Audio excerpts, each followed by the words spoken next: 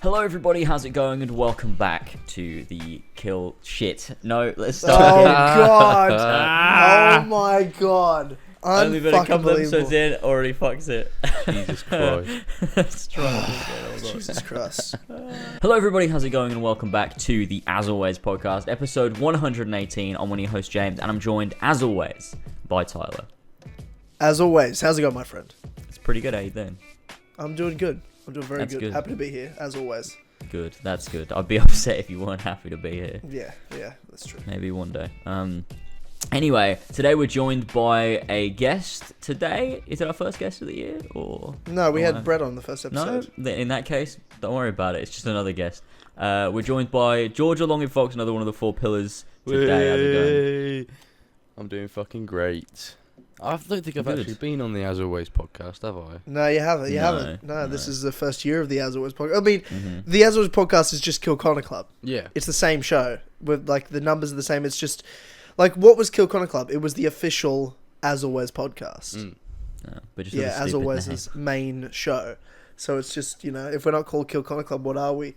If we named it, we always said if we named it anything else, we'd have to start from episode 1 again. But if we called the As Always podcast, it's like, well, it's the exact same show, isn't it? Like, Yeah. literally, it's the exact same show. Talking about the same things, structure pretty much the same, other than a few variations. But Yep. it's the same fucking show. Talking to the same useless twats that make video, you know? Make videos. I don't make fucking videos. Yeah, hey, bro, you made a video. You made a video recently. I did. So I did. here we are. You know, the As Always podcast, which is brought to you by the amazing Patreon producers at patreon.com/as always. That's King Richard III, Damian, Josh Devillier, Olberik, a new producer. Thank you. Hey. Welcome. DIDDLOTIC, Real Cinema and Hawkins, aka H12, and Seth. So we appreciate those guys for supporting us. Wouldn't be here without them. I'm going to say Ballseye 47 as well because, let's be real, I know he's just the slight tier below, but he's fucking... Yeah. I don't know why we don't... he's an honorary producer. He is. He's is literally... Sort of, yeah, there's no unofficial way. There's no producer. way I can't say he's a producer. Like, he's making the show happen as much as anyone. So, you know, I kind of feel like I need to say his name every time. But, ladies and gentlemen, today we've got a lot to discuss. Of course, we go through current events and news in the gaming and movie world. We're a bunch of gamers, a bash of gamers here. A bash of gamers, yeah. That's so- official, isn't it? Yeah, that is official. Aussie got that on Urban Dictionary. That's funny. Yeah. So that's Yeah, good official. So we've got a lot of news to cover. We've got a main topic that we're going to discuss in the future of Kingdom Hearts 4 specifically, and our early predictions for it. As James and George, at the time of the recording this, just last night, defeated We Yuzora, the secret episode of Kingdom Hearts 3 ReMind on Critical. I'd like to say congratulations to the both of you on very a incredible performance, incredible display of gaming, of epic gaming. It was a great performance, and you join a flock of only one other person in the community that's done on Critical, and a flock of 3 others, including myself, that have just done it in general, because even on Standard, most of the community has given up. That's how incredibly challenging Yuzora is, but welcome to the club. Crazy, yeah. It's yeah. It's fantastic. Pretty Yeah. crazy. You didn't even do the full list. You just did produce. I know. Hey, bro, Well, I thought I'm maybe trying you were to- getting back to it, but then all of a sudden you No, talk I about am, Kingdom Hearts. I'm like, what's going on? I am going back to it. Okay. You've got Well, to just making do you- sure. Okay, okay, James. How many times have I done this? Well, honestly, yeah, successfully every time, but I'm just, No. It's not. making sure. This ain't my first podcast. I'm just trying to like spread a gap in the list. You know what I mean? To Okay. keep it entertaining, so people aren't getting bored when I just go on a 5-minute Okay. rant about As Always. I like to break Okay. break it up just a slight amount. For Alright, fair enough. entertainment's sake, it's called entertainment. Alright, but it's not. I wasn't expecting it, so it confused me. It threw me off. Just you I need to thought just it trust me, wasn't man. happening. You need to like at this point. It's been almost 6 years we've been doing this Okay. together. You need to trust me. All right. And I don't Fine. like that it's been almost 6 years. That's it. Fucking mental. That's crazy. No, I That's don't like closer. it either. It needs That's to closer to a decade than it is to stop. us starting. Oh my God. That's crazy. Yeah. That's insane. That is Like, it's not going going to be that long, and we'll be like, we've been doing this for 10 years. Like, what the 10 years. fuck are you talking about? That's crazy. We've been doing podcast you have for 10 years. Fucking mental. Anyway, we will get to 10 years. That's a reality. Do you know why? Because of the great people over at patreon.com/as always. So if you like what you're listening to here or watching here in the case of this podcast and you want to hear and see more, head over to patreon.com/as always, where for just $1 a month, you get exclusive access to the best podcast on the internet, the Clubhouse podcast, where there's over 77 episodes available to you to stream right now. So you can go do that. It's the best podcast on the internet. Trust me on that. Plus, there's a free episode on James Turner you can check out if you don't believe me, as well as a week's early access to the Cinema Room podcast, the amazing, incredible Spoilercast podcast, where a few cinema connoisseurs, James and I, spoilers, spoil, ironically, the shit out of movies, television shows, and video games. So we've got coming out at the same time this podcast is out on Patreon, an episode on You, Season 2, the Netflix show. So the Spoilercast podcast will be on that. So you can go check that out after you're done with this. So to thank a few of the Sweet Vintage lads at the $5 tier or up, we have the podcast list. We need to thank King Richard III, Damian, Josh Devillier, Olberik, DIDDLOTIC, Real Cinema and Hawkins, a.k.a. HBus12, Seth, Ballsack47, Casey Wood, Pink Flame 313, Tony the Tarbiter's Pasty Denis, Adam Sundling, Alfie Rowsell, Jamie Brown, Jesper Olsen, Lumistrad, Mario 5380, Cock, KEMOSABE Gamer CREAMPIES, Olly Hodges, The Creed, Josh J. Anderson, Brendan Obiku Overlord, RAVJAI, Summer Dylan, Diogo, Benedict Parker Returns, Gwen Hughes, 2018, 1998, 20, Max H. Gene is doing bits in the coal mines. Owen Brayne, Zeek Collins, Son of a Bitch, Ogeaidogo, Harrissey, Batassassin, Noah Watts, Furious Coco, Sab2557, Nick Miller, the ACMJS, Travanovsky, Casper Corals, Smexy Dork, Rad Doc, that's a weird name, and I messed up the list order there.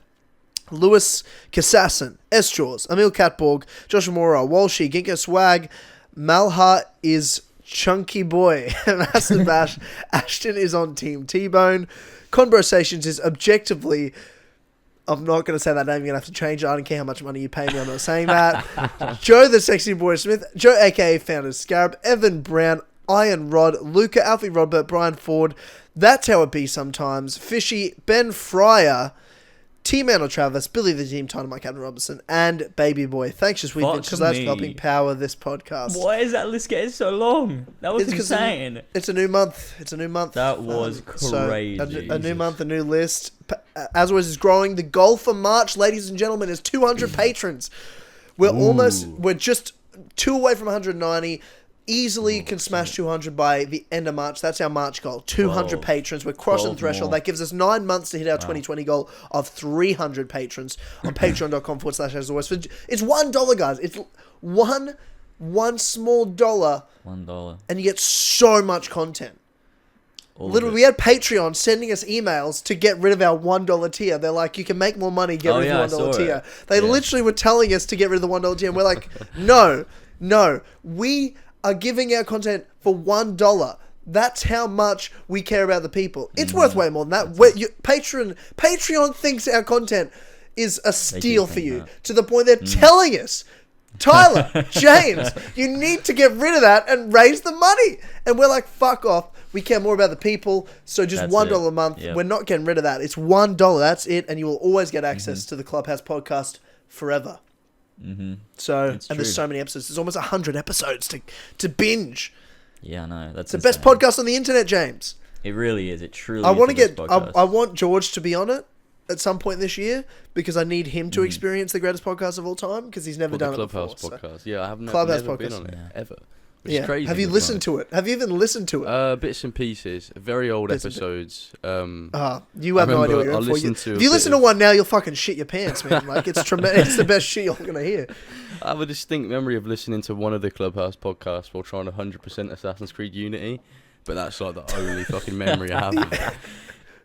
That's a terrible memory. It is an awful memory, to be honest. It's a fucking shit memory. But the podcast was fucking hilarious, to be fair. Yeah, of course. But if you think back then, it's hilarious. Like, it's every episode, I'm like, I can't believe we keep out doing this because we get more patrons and they're all characters and there's so much development to everyone. Great stories. So many great stories and so many great people and we love it. It's like its own little show because we've got like these running stories that link from episode to episode and like it'll connect to something else because they'll be like, oh, remember when this thing happened? That links to this new event and stuff. And it's just like good fun for people following the whole podcast. It's really good. That sounds fucking And it's also good fun for not just for people listening to it, but also the people that are a part of the show. I always call it, I've called it since the beginning we started the show, but it's really, because it was my vision for Clubhouse when we started it. I was calling it from the second episode, the People's Podcast. That's what I kept calling it. And because my vision of it was for it to become what it now is. And it happens so naturally. And it really is the People's Podcast because you can be in the show. You can be a regular person that is a part of the show if you so choose, or you can just be a listener. It's up to you. If you want to post stories, advice threads, topics, you are a part of the show. You're in the show. You do it regularly, you become a regular occurrence. We know you. We get to know people and their personalities and what they'll do, and you might become a meme. That's what's brilliant about it. It is the People's Podcast. And I know we're done advertising as always, but I'll never be done advertising Clubhouse because I don't care if you don't want to pay. Whatever, it's your fucking loss. I know how good that show is. I know how good that show is. Yeah. I want everyone to be on it, but not everyone could be on it. Only the special ones. So become special today. Yeah, none of the weird people. Get the weird people out of here, man. Yeah, if you're willing to pay $1 a month and give it a listen, you're not a weird person. You're a pretty normal guy. Oh, I don't know. There's some weird people in the community. No, they're all normal. If you're giving us money, I objectively That's actually you're normal. That's a free Objectively, pass. you're normal. Yeah. That's it. Amazing. $1. Amazing. All right, gamers. We mentioned it already. Last night, you guys defeated Yuzora in Kingdom Hearts 3 ReMind secret episode. How do you feel? I watched your reaction like 3 or 4 times because I was just enjoying it so much. And I was watching, like, I joined you the first, I was so exhausted, I was like, I need to go to bed. And then you guys started streaming and I was like, there's only 3 people that can help you with this. You know what I mean? I felt a responsibility to, like, give you some tips. It's hard to give tips because it's over, like, text. And I was typing so fast to give you tips, like, in time that I'm misspelling everything. Like, oh my god, what was it you fucking said? To blosk. You need to blosk. You need to blosk the attack and get the punish. I hate that you remember that. After 8 hours of streaming, you can remember like one thing I said. That was good. It was tremendous. But I want to know how you feel now. Because... Well, George, you waited quite a while when Kingdom Hearts 3 came out, and when we were sitting in the Western Fable shopping centre, we looked at a copy of Kingdom Hearts 3, and you said, I just haven't played it, I haven't gone around to it, and people are saying it's shit. Yeah. You've now played it. James was one of those people, not saying it's shit, but he was talking a lot of shit. You were talking a lot of shit. I'm not saying you said it was shit, but you were talking a lot of shit. I've been a long-running defender of Kingdom Hearts 3, and I knew what would come because you're all living in this fantasy world of Kingdom Hearts 2 Final Mix, and I'm like, it's based Kingdom Hearts 3. I'm telling you, it's already better, in my opinion, and if you don't think so, that's fine, but I guarantee you, when it's finished, the Final Mix, all the DLCs, everything's patched, it will be the best Kingdom Hearts. And I believe I'm correct, but I want to know, James George, where do you stand now you finished ReMind? What's Kingdom Hearts 3 mean to you, reflecting on Kingdom Hearts 3? I'll let you go, George, first. Very much. I still think. It's like you're ready to leave the podcast. Thank you very much. I'll see you next Exit week. screen. I was just so fucking eager. I really want to get my words out. What's it called? I still think Kingdom Hearts 2 is Final Mix is the best Kingdom Hearts game, definitively. But objectively. I still think it is. But Kingdom Hearts 3, I'd say, has a better end game. Like I enjoyed the data battles way more. I enjoyed Yuzora more than Lingering Will. But I think the pacing overall of Kingdom Hearts 2's story is just a lot better. But Kingdom Hearts 3 is easily like my second favourite Kingdom Hearts game, like even more so than 1, and I absolutely adore 1. But yeah, they've especially with ReMind, they really upped the game like far above anything that I thought it was going to be before I played it. Because obviously everyone was going like, Kingdom Hearts 3 is a bit of a letdown, bit of a disappointment. So I was sort of a little bit reluctant to play it for a few months. And obviously when I got around to it, I was like, that was fucking amazing. Like the story was great, and then plus ReMind on top of that, plus the secret episode. It was like everything that I could have wanted from Kingdom Hearts 3, completely. And I'm just happy that I can sit there and say, you know, Kingdom Hearts 3 was fucking probably as good as it could have been. You know, I couldn't have asked for anything more. Yeah. Yeah. I think ReMind did a lot of that, because I posted a tweet the other day where I quoted a tweet from a year ago where I basically made a list of things that I would love to see added to Kingdom Hearts 3. And I quoted the tweet, and I like ticked off the list things that were introduced, and a lot of it was like additional. The only thing that wasn't was Winnie the Pooh. Winnie the Pooh. That was the only thing. Winnie the Pooh's really shit in Kingdom Hearts 3, so you know that would be good if they would have made that bit better. And on top definitely of that, not a game breaker for me. No, me neither. Especially with all these other additions as well that I can let slide. But it's the only other thing as well is Cloud and Sephiroth's story. Was not a part of the Kingdom Hearts 3, and I felt it like being a huge part of KH1 and then a huge part of KH2.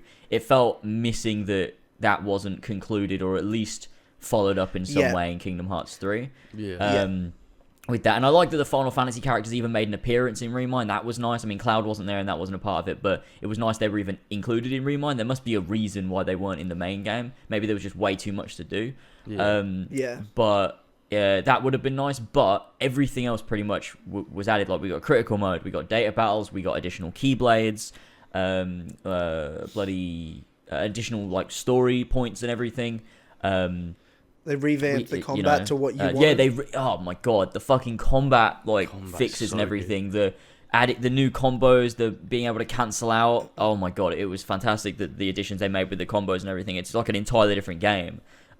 So yeah, it's the game now is not what it was at launch, and I've come to appreciate a lot of the things that I disliked about the base game anyway. So like replaying on Horsey and Fox, I really like more so the whole Xehanort story, because I wasn't a huge fan of how that ended, but I like it a bit more now.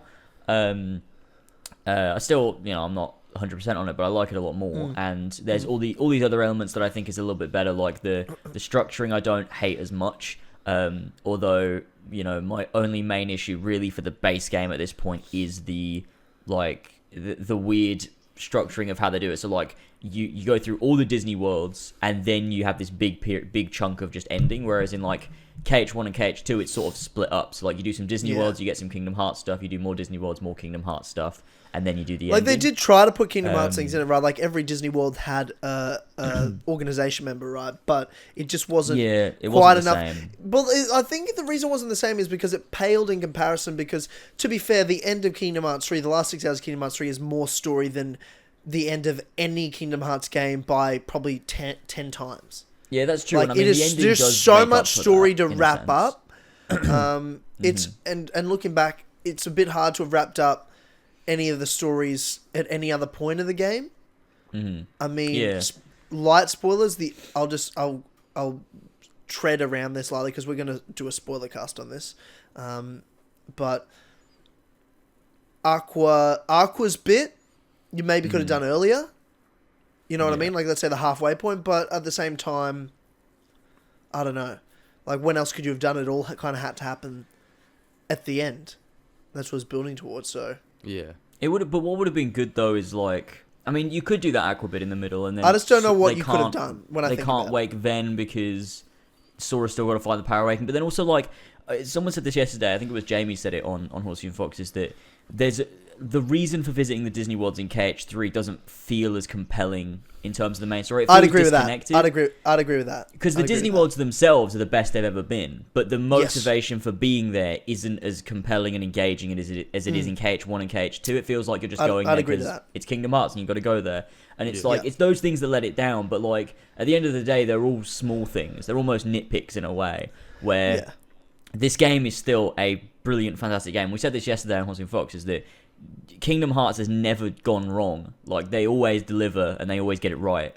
And it's really impressive that after, it's nearly 20 years since Kingdom Hearts 1 first launched. Which is insane, and they've never got it wrong, and they're always getting it right and nailing it. So it's incredible, and KH3 is a brilliant game, and it's going to be great in like a couple of years' time to revisit it and play it through again, and have that nostalgia for it as well. Because you even have it now. Like when we went back to see Timpani in Toy Story World, just hearing the Toy Story World music and you're there with Donald and Goofy, it's like it feels nostalgic, even though it wasn't that long ago that it came out. But Kingdom Hearts has that effect with the way that it has the music, and you just feel something for it. So it's going to be fun to revisit it in the future, and it becomes one of those classics that joins the rest of the old games, and that's great. And ReMind did a great thing to improve that and make it even better. So it's great. I get emotional even you talking about it, like that, because I did one of my latest videos was my top 10 favorite games of all time. Yeah, and I had a lot of thought about it, and it came down to where I was putting Kingdom Hearts 3. And I was like, okay, I felt Kingdom Hearts 3 is like the third best game I've ever played for me, in terms of the gameplay and the story and the emotions I had in that, and how much I care about the characters. Just had everything in terms of story and characters, which is the most important thing about Kingdom Hearts to me, that I could have wanted, and had the Disney elements that I love. It just did everything I wanted in this 2019 level, and then it's Red Dead 2 and God of War above it. But I was thinking of favourite games. How do I put Kingdom Hearts 3 above Kingdom Hearts 1? Like, can I, do I, and whatnot? And I thought to myself, well, the point you just made was Kingdom Hearts haven't gone wrong, right? Since the first game, they just haven't gone wrong. It's the only game franchise that's lasted this long that I've seen that just keeps nailing it. Maybe the Elder Scrolls. But it's different, right? Because it's one... Yeah, exactly. Because it's one ongoing thing. But I realised that in terms of... Maybe it's not the best game, technically, right, that I've ever played, but my favourite game of all time is Kingdom Hearts 1. Like, that's my favourite game ever. Yeah. That's the first game I owned on the PlayStation 2. I've played the franchise for, as you said, almost 18 years. Since I was 7 years old. I'm almost 25. The majority of my life, almost 3/4 of my life has been playing Kingdom Hearts. Yeah, and like physically playing it. Like you've spent 3/4 of your time like just sitting in front of a TV playing Kingdom Hearts. Exactly. No, but it's... And the fact that it hasn't gone wrong, the fact that Kingdom Hearts 3 is so good actually makes Kingdom Hearts 1 more of my favourite. If that makes sense in a weird way. The investment's worth it, sort of thing. It's because I'm like, wow, that was such an amazing experience. Kingdom Hearts 3 is so awesome, but why is it so awesome? Well, it wouldn't be without that first game. That first game is my argument was, what game will I be playing in 20 years? I barely replay games now, right? Let alone something that's around now in 20 years, but it's been 18 years, and what game do I still replay? I'd argue I'll still be playing Kingdom Hearts 1 in 20 years, if it's possible, right? On consoles or wherever you can play. Nomura will find a way. We need more generations of people to play Kingdom Hearts. Exactly. I'd love to show my kids. If I could watch my kids play Kingdom Hearts when they're 6 or 7, I'd fucking It's weep. the perfect series. You know what I mean? Introduce your kids to. That'd be fucking crazy. It literally is like, if I get to see my kids play Kingdom Hearts, I'll fucking weep. Yeah. I want to watch my kids fucking cry trying to beat Dark Riku. I've cried. The amount of tears I shed to Dark Riku in Kingdom Hearts 1 is unprecedented. Yeah. And fucking Chernobog. Fucking Chernobog. Mate, Clayton was my boss. I got killed by Clayton so many times. Clayton. You said, "Oh, this is a shit game, fucking designed badly." Fucking classic. All those years ago, I was still using that as my main criticism for bosses. Fucking hell. Can't admit that you were just not doing good at the boss. It's bad. It's a fucking game. You did say that a few times in data battles and fucking Yuzora, though. To be fair, that was funny. So much. That was funny. God. Kingdom Hearts. It's amazing how far it's come, and that first game is nothing will.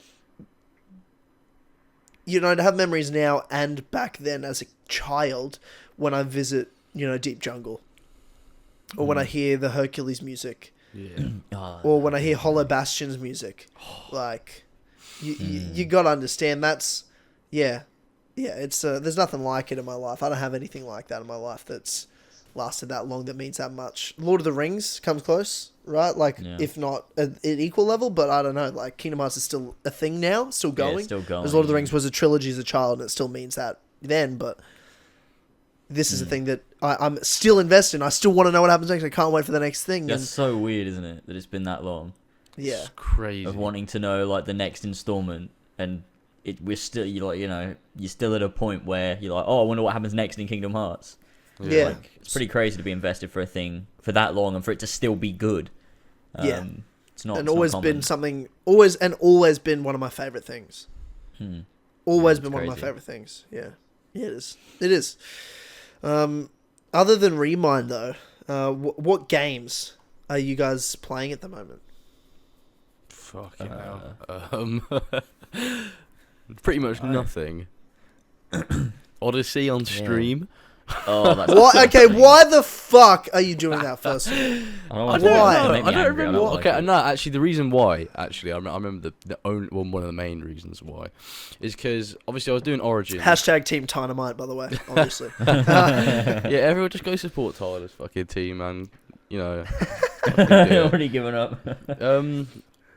What was I gonna say? Yeah, I was streaming Origins because I wanted to obviously finish that series and also build an audience for streaming. But my main goal is to be able to play other games on stream and have a decent amount of viewers. So my idea was to entice people in with Assassin's Creed, these big new Assassin's Creed flashy titles, and then when I've built up sort of more of a regular audience for streaming, move on to doing all the Kingdom Hearts games. That was sort of my main drive. I want to do Kingdom Hearts Critical Mode or bosses on my main channel, but I don't have the audience for it yet. So I thought I'd use Odyssey as a sort of way to bait people in, and then do Kingdom Hearts. And but how is that going to work? Because people that play Odyssey are not going to care about Kingdom Hearts. Well, it's more so. You're literally finding retards and then trying to educate them. I understand what your theory is. I understand you're actually a hero. You're trying to save the world in that way, where you're like collecting a bunch of fucking retards and then teaching them what real gaming is. However, I feel like they're too far gone. They're just too naturally. They're the type of people that are mass buying toilet paper in Australia right now because Seven News told them to because of coronavirus. Like, it's just natural selection missed them, and they can't be saved. If you stream enough, there'll be people that will just find your channel and they'll go, "Oh, this is pretty cool." Like, regardless of what game you stream, like we did some stupid games on Horsey and Fox. And there were plenty of people that are now like... we ever did a stupid game. I think we did. They were all quality games. We did fucking stupid. We did Harry Potter. Fucking Harry Those Potter were shit. Great. Harry Potter and games. the Chamber of Secrets. Fucking ridiculous. But we had people join those streams. Exactly. Ollie. That's how Ollie. Yeah. Which Ollie? Yeah. Oh my god. I think so. That's the first time. To be fair, we could have done without him. Yeah, we made a mistake. I fucking love you, bro. I'm just joking. The only reason he's part of the community is because we were the chat was a bit dead, and I was like, look, if you're normally lurking in chat, just comment in the chat. Who knows? Everyone could become friends. We could be mates. And that's when Ollie first commented. And he was like, "You're right, lads," or whatever. And then we were like, bloody hell. And then we realised he was a normal person. And we were like, well, right, we need to mod him immediately. Yeah. So we have a normal person to mod. And then he became a mate. Yeah. I don't know what I'd do without his pictures every day before I go to bed of him on the toilet taking a shit. I don't know what I'd do without them, to be honest. So great. That sounds like a joke, but it's not even a joke. It's not a joke. Literally every single day he sends to our group chat a picture of him sitting on the toilet taking a shit. And obviously it's his morning shit for you guys, but for me it's like right before I go to bed, and I feel weird if I'm going to bed and he hasn't sent the shit photo personally. It doesn't make sense. Like, I can't go to sleep without it. It's like ASMR for me. ASMR is Ollie taking a picture, taking a shit. Like a bedtime if I don't get that selfie, yeah, exactly. There was a straight week where no one talked in that group chat an awful lot, and it was just consistently just pictures of him one after the other for like 5 of them. It's fucking great. Because nobody was talking in the chat or responding to anything. It was just the pictures one after another for like 5 days. Yeah. See, I've been in that group chat for like as long as it's existed, and I just had it muted because I'm like, I don't know these people, right? But then like after the meetup, I forgot I was in it, and then I unmuted it, and now I'm way more active in it because I'm like, oh, these are all my fucking favorite fucking people in the world. That group chat has existed for a very, very long time. That I remember it was made because Victor made a group on Facebook, adding everybody to it because he's a fucking weirdo. Yeah. And we were all like, what the fuck is this? What's going on? But then we all like became friends. And then like people have left and been kicked, and other people have been added, and it's always stayed the same over the years. There, I think it's Becca Jones is still in there.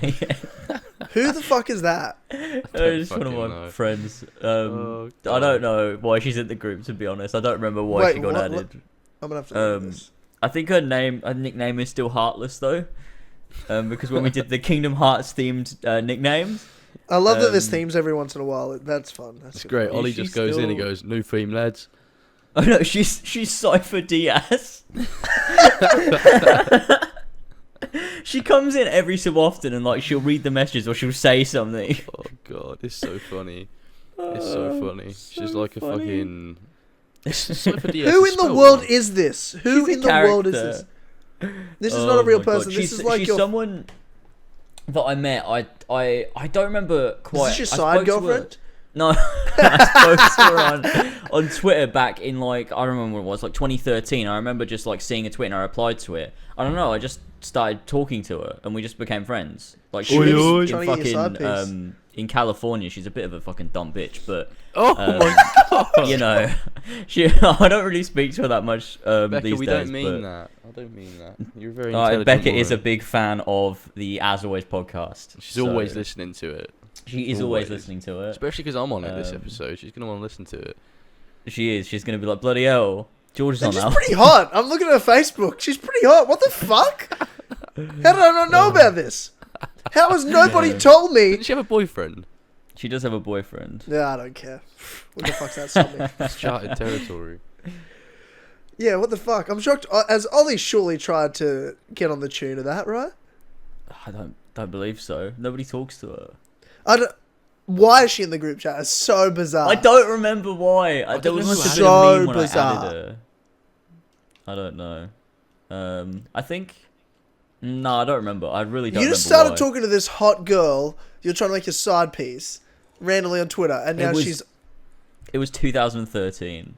2013, James was a dangerous guy. It was a long time ago. He was a little mongrel. I was a 2013 weapon. James, what a little mongrel. Doing bits on Twitter. Oh god, Liam Marie Johnson. Liam Marie Johnson, yeah. He was trying to get his bitter stones wet. Disgusting. Fucking bitter stones. What if the bitter stones became the term for testicles? That would be brilliant. Oh, that'd be fucking fun. Your bitter stones is your balls. Your bitter stones. Do you have bitter stones cancer? Get checked out. Stones cancer. Stupid. It's like an official term they start using it in hospitals. I'm sorry to tell you, sir, but you've got a bit of stones cancer. Oh no, not my bit of stones. That's so stupid. So weird. Sorry, mate. We're gonna have to amputate your bit of stones. Bit of stones. So dumb. So dumb. God, how the fuck did we get onto this? Okay. Well, we're talking about games we're playing, and George was talking about streaming. And then Ollie, and then the group chat, and then this hot girl that no one's ever told me about, and I'm annoyed.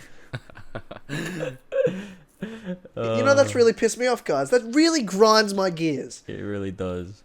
It's a pet peeve of Tyler's. It's a pet peeve. To not know about hot girls. That none of the lads inform me, you know? It just feels like you're dogging the boys a bit. I'm not going to do anything. I just want to, know about it, you know? You want to know about these doofs? I apologise. Thank you, George. I forgot you were aware of the doofs. I forgot you were aware of doofs. I forgot I taught you that. And by the end of my time in England, you were saying doof, and I was like, yes. You and Ben were both like doof. I was like, yes. Oh my god, that is classic. Nothing would make me happier than so Ben's coming to Australia for nearly a year. And I'll corrupt him. But nothing would make me happier if it was Ben and George. I feel like with the two of them, I could do great things. I could achieve greatness, pure greatness, if I had both of them. Like, it would be unbelievable, unprecedented greatness. It'd be so fucking cool. Yeah. I think. But who's Ben going with? He's gone starting off off first. on his own, isn't he? Yeah. And then Ollie, Gaz, and Ollie meaning Gaz, not Ollie and Gaz. Gaz and Zach are also joining him at some point. It's a good little group. Is the plan. So, yeah, it's a beautiful little group.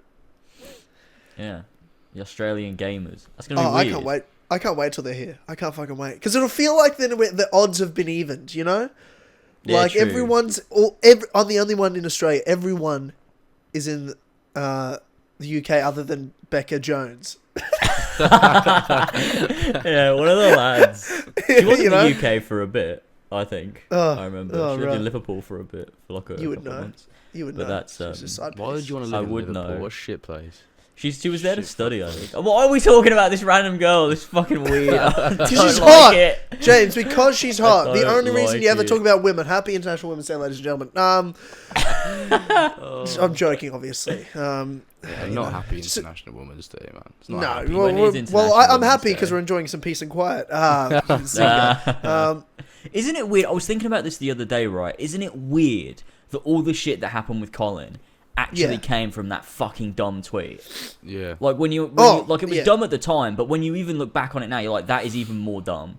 That this position he's in and that people that still don't talk to him and stuff is over the dumbest fucking joke of all time. It's so weird. I was just thinking about it. I'm like, that is so strange. What a weird thing to like. At the end of the day, it makes me pretty fucking happy because Colin is way more successful now than he's ever been. Oh yeah. His Patreon is twice the size of Kinda Funnies, and it's just fucking him. You know. That's what I love. His company is way bigger than Kinda Funny. His podcasts are amazing. He's got a goddamn fucking video game coming out in 2 weeks. He does, yeah. You know, and most importantly, the biggest success of his career is he's a 2-time guest on the As Always podcast. Yeah. So, about to be a 3-time guest, ladies and gentlemen. Ooh, so holy shit. You know, he gets to talk to us once a year, and that is really, and that's what makes the highlight. his year. That's a highlight. Yeah, yeah. No, I think I'm sure we can say this. The next As Always podcast is Colin Moriarty. Comes out the 23rd of March, the day before Twin Breaker, his game comes out. So we'll talk about Twin Breaker when he's on next. So yeah, that's craziness. 3 times. He's been on our podcast more than he's been on Joe Rogan. Holy shit. Yeah. He prefers the As Always podcast. He likes it more. He prefers it. Yeah. He likes it here. I do too. He likes I also like it here more as well. Yeah. Yeah, like someone was saying to me the other day, we were talking about it on stream. Yeah, when I was streaming on Lasers Rhymes, everyone was like, "Oh, you need to get Ash on the podcast," and I was like, "You know what? Let's get Ash on Clubhouse because I think that would be an incredible meme." Can we just tell them it's going to be the As Always podcast, and then it turns out to be it's just Clubhouse. Yeah. I read out a nice comment from. Shit, what's the guy's name? The fucking weird one that does fucking mental shit. McZed, that's the one, yeah. Read out a topic from McZed. Oh, George doesn't even know about McZed. That's the craziest part. Oh my god, he is. I have no clue. He is mental. He just thinks insane shit. He was at the meetup. He was at the meetup. Yeah, he was. Oh, was he? Yeah. Yeah. Yeah, and I ruined his life apparently. Apparently. What did you do?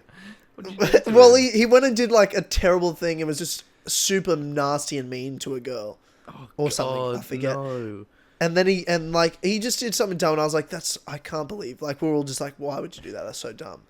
And then he goes, I guess I spent 15 minutes with Tyler the meetup and he made me a piece of shit. And I'm like, wait, you're blaming me for being a piece of shit to women.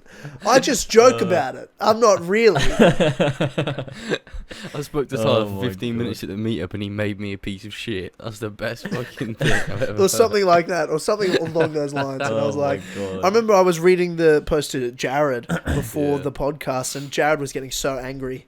That upset him that he was blaming me. That he was blaming me for it. It was so funny as well because he wanted to ask this girl out who he thought was Bulgarian, and so he he was like, guys, I wanted to ask her in Bulgarian, so he like tries to find the translation to ask her out in Bulgarian. He asks her, and she's not Bulgarian. Oh, for fuck's sake. So, but he was making jokes about her family being like traffickers and stuff. Cause human fucking traffickers. Fucking, like, you know, that's the sort of thing. Yeah, that's the sort of thing he does. Like it's just insane. And this dude's expecting to get a girlfriend out of it. Holy no, shit. I don't think so. He knows he's fucking weird. He knows he's a weirdo. He knows now. But we love him for it. We love him because he is harmless. Like he's trying to better himself. He does give us content. Yeah. He's trying. Like he's very aware that he has no empathy at all. He's very aware of it. And he's trying, but he's like, what did he say? He went on a date with this girl who was like, I forget what her nationality was. Yeah. And he goes, and of course, what do you think he's gonna go with when she's from Colombia? He goes, Colombia. He says like fucking, I thought about it, but I didn't crush up a paracetamol and snort it in honor of her ancestors. Implying the origins of a family that are like implying that she like descends from fucking drug traffickers, and like that's what her family thinks. That's how his mind thinks, man. That's how his mind thinks. What the fuck? Yeah, such a weird person. It's so. But I just love reading his stories. I just love them because it's just like, let's just rip on McZed for 5 minutes. He's cool with it. That's the beautiful part. That's it. It's great when you can just roast someone and they're fine with it. It's like Jewelcom. Jewelcom gets roasted every episode for the last 4 years, and he's cool with that. I still find it funny that he tried to coin the term shower beer, as if that was like a clever thing that he came up with. Yeah, but it's also like, but this is the thing, James. It's crazy. Yeah. He didn't coin the term shower beer. It's a normal, common thing. People do it all the time. Yeah. I have a nice shower beer. That's what's funnier. He's like, I call it shower beer. I'm like, what? Yeah, that's what I'm saying. Call it funny shower that beer. he thinks this is like a thing that he's like, why has nobody done this before? And it's like, that is not like an unusual thing. Like those are two easy things that anyone could have put together. Well, like drinking a beer in the shower. Yeah, just drinking a beer in the shower. Why would you want to do that anyway? I want to wash myself in the shower.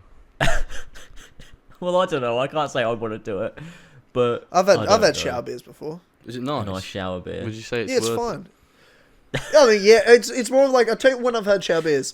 It's when I get home from work on a Friday, a bit late, and all the boys are over. We're all gonna go out, and they've already been drinking. I'm behind. I need to catch up. All right, boys, I need to have a shower though as well. Here's a beer. Crack open a beer. Start drinking now. I go have a shower, and I'm cracking open into the beer, so that way while I'm getting ready, I'm still drinking, catching up. Yeah. It's multitasking. It's multitasking. I can imagine like sort of the juxtaposition of the cold beer and the hot water is probably quite nice. Probably makes it a bit more refreshing. Maybe. Although I'm not a big fan of beer myself, really. No, I can't say I like beer a great deal, but you know, except it's weird. The other day I never drink beer, but the other day I had this craving. I was like, I really want a cold beer for no reason. But did you get one? No, I didn't get one. Well, there you go. I resisted the urge. But I think the idea of it's nice, but as soon as I taste it, I'm like, yeah, no, that belongs in the bin. Yeah. But how dare you? You know. Nothing better. Nothing better than a cold beer. Yeah, maybe if you hate your taste buds, I get it. Well, yeah, I mean, I wouldn't say I hate the taste buds. They just are what they are, aren't they? You know. Taste buds are what they are. You know. Well, they are. I don't fucking. You know. What do you want me to do about it, man? What do you want me to do about it? I don't know what I want you to do about it. That's what I thought. That's what I fucking thought, man. That's what I thought. Oh, God. Yeah, this is... Yeah. This was a good tangent. That was a strange tangent. I'm playing The Witcher 3 at the moment. That's what game are. I'm playing. Still, I'm up to. I've played a lot in the last 2 weeks since the last As Always podcast. I'm up to. I've gathered everyone to come to Cairnmorran, and I'm about to go get Siri. Oh, nice. Such a good bit. Oh, this is gonna be fun. I feel like I'm close to the end. I feel like I'm close to the end. I mean, you still got 2 DLCs. You know, yeah, but I mean, just of the base game, I'm close to the end. Yeah, you're getting close. Yeah, you're getting close. It's still like a decent bit. Like, you're not gonna race through it in an hour, but like no, of course not. I expect 5 hours left. I'd say. Yeah, maybe. I don't really remember, to be honest, how long it took me from that point on. 4 to 5 hours is what I'm expecting. Yeah, maybe. Yeah, something like that. Maybe. But I'm also like trying to make sure I'm leveling up nicely and crafting some good gear. So I'm just waiting till I'm one more level and I can craft the next level of gear. I've got all the materials for it. Okay, cool. With The Witcher 3, it's so crazy how like the base game is fucking fantastic, and yet the DLCs bring it way above anything it ever was. I don't understand. The game keeps getting better. You've got such a fucking long adventure ahead of you. Like, I'm so jealous. Yeah, it's great. The fucking story of Hearts of Stone is incredible. It just keeps you wanting more. It's great. And then Blood and Wine is like, it's like its own fucking game. It's insane. It's like a mini sequel. It's great. There's and so it's many like the options and like characters. It's so good. The ending of Blood and Wine is, to me, it's better than the ending of the main game. I think it's the perfect Witcher 3 ending. It's very Witcher. You finally Witchery. get to the end, and it's like, oh, there it is. That's it. Yeah. It's so great. It's got me really excited. It's got me really excited. It's hard to avoid because I'm watching a lot of Witcher 3 videos, like of the other choices that I didn't make, right? Mm-hmm. But then I also get some slight spoilers in my recommended for the DLCs sometimes. Yeah. Oh no. Like it'll be a pop up and recommended, but it's not like too bad, right? Like, okay. I already sort of know little things, but you know, it's sometimes it's a great fucking game. It is that. I absolutely love it. I'm so glad I got to play it. What other thing I want to talk about before we get into some quick current events is James, you released a pretty incredible video recently. I did do that. Yeah, you're right. Do you want to talk about you making this Horizon Zero Dawn video, the process and how it's been performing so far? Yeah, it took me a fucking long time to make. It's been, when it came out, it had been over a month that I've been working on it. Because I had to play through all of Horizon, make sure I was taking notes, because fucking with these big videos, I've noticed sometimes I'll try and play through the whole thing and then write the script, and I've forgotten most shit, so I'm trying to, while I'm playing, write all my notes down, so when I notice something, I'm writing it down, like, oh, this thing, and I want to talk about it in this way, and then I've got all my notes for the game, while I've been playing it, and so I can remember what I need to talk about, and then I form that into the script. And when I was making it, I was like, okay, this video, I'm not going to make this a long one. I'm going to make this like 25, 30 minutes. That's what I wanted to do. Right. And then I started writing the script, and like, I was about 10 pages in, and I was like, shit, this is fucked. This is not going to be a quick video. And then by the end of it was 20 pages, and I was like, that's longer than my AC2 retrospective. This is going to be a big one. By the end of it, the video is an hour and 38 minutes long.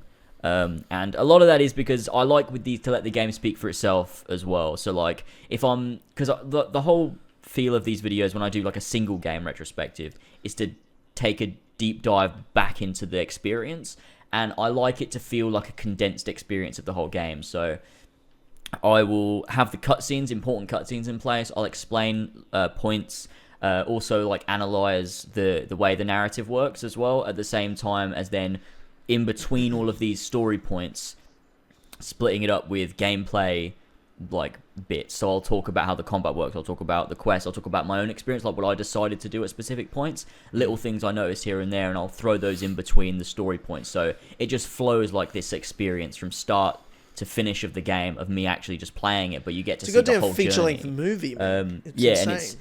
And that's why I think the pacing works so well, is because I've condensed like my 40 hours of playtime into an hour and 38 minutes that you can just watch. And so when you're watching it, it doesn't feel like you're watching an hour and 38-minute video about something small. It feels like you're seeing so much content in such a small space of time, and I think that's why the pacing works so well. Because a lot of people said, because I'd obviously watched it through a couple of times while I've been editing it, so I was fucking sick of it. And I was worried. You always are, man, in these sorts of videos. You're always sick of them. And I'm always worried with these long videos. I'm like, I don't want it to be boring. That's my biggest fear, is that it's too long and it's boring. And when everyone was watching it on the premiere, I had a consistent, 100 people there. And everyone in the chat at the end said, it's fucking weird how the time flew by and they never felt like they wanted to, click off or leave at any point. I'm like, that is good. That means I've done good. Because otherwise, I don't know.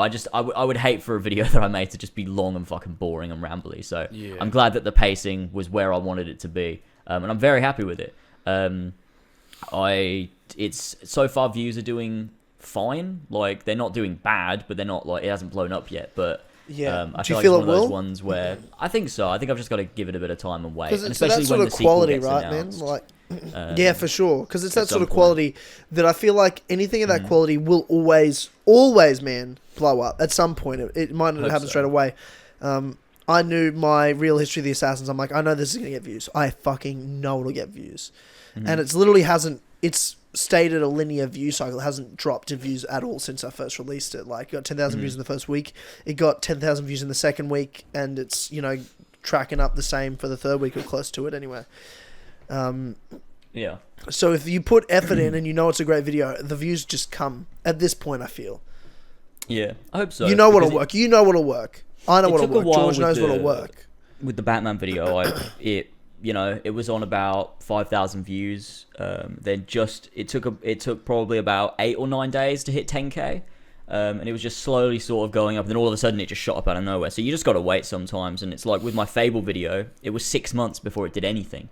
It was sat on 3,000 views for 6 months, and I was like, wow, I wasted all my fucking time. And then out of nowhere, it blows up. And so you just got to wait for these things sometimes. It is crazy. Sometimes you'll see videos that blew up before blow up again. Beginning of this year, Assassin's Creed Odyssey Broke Me blew up again. And a fucking lore video on Odyssey I made 2 years ago about how it's fucking bad blew up randomly as well. And that's on 500,000 views. Out of nowhere. It's so weird. It is. Happens people sometimes, just find it. Massive amounts of people just come along and they're like, whoa, look at this. My Prince of Persia video that I made 2 years ago. Oh, yeah. 500,000 views. Why does that have so many fucking views? Jesus Christ, man. It's crazy. And just sometimes it just happens. You just got to leave it and you got to wait. And regardless of whether it does or doesn't, it's out now and it's finished. So I can't get that time back.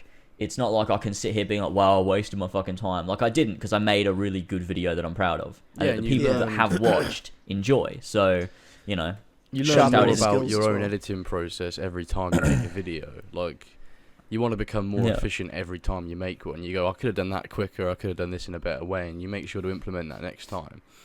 So it's and that's the thing with this video, is it did not take me long to make once I'd finished the game and finished all my notes. Once I was writing the script, I started writing the script, I finished it the next day, or I made progress the next day, then the next morning I finished it, recorded it, started audio editing. I think it took me 5 days once I'd finished Horizon to get from having no script to having a completed video, which is pretty mad. I mean, granted, I barely had any free time. I spent all of my time working on the video, so it was 12 hours every single day.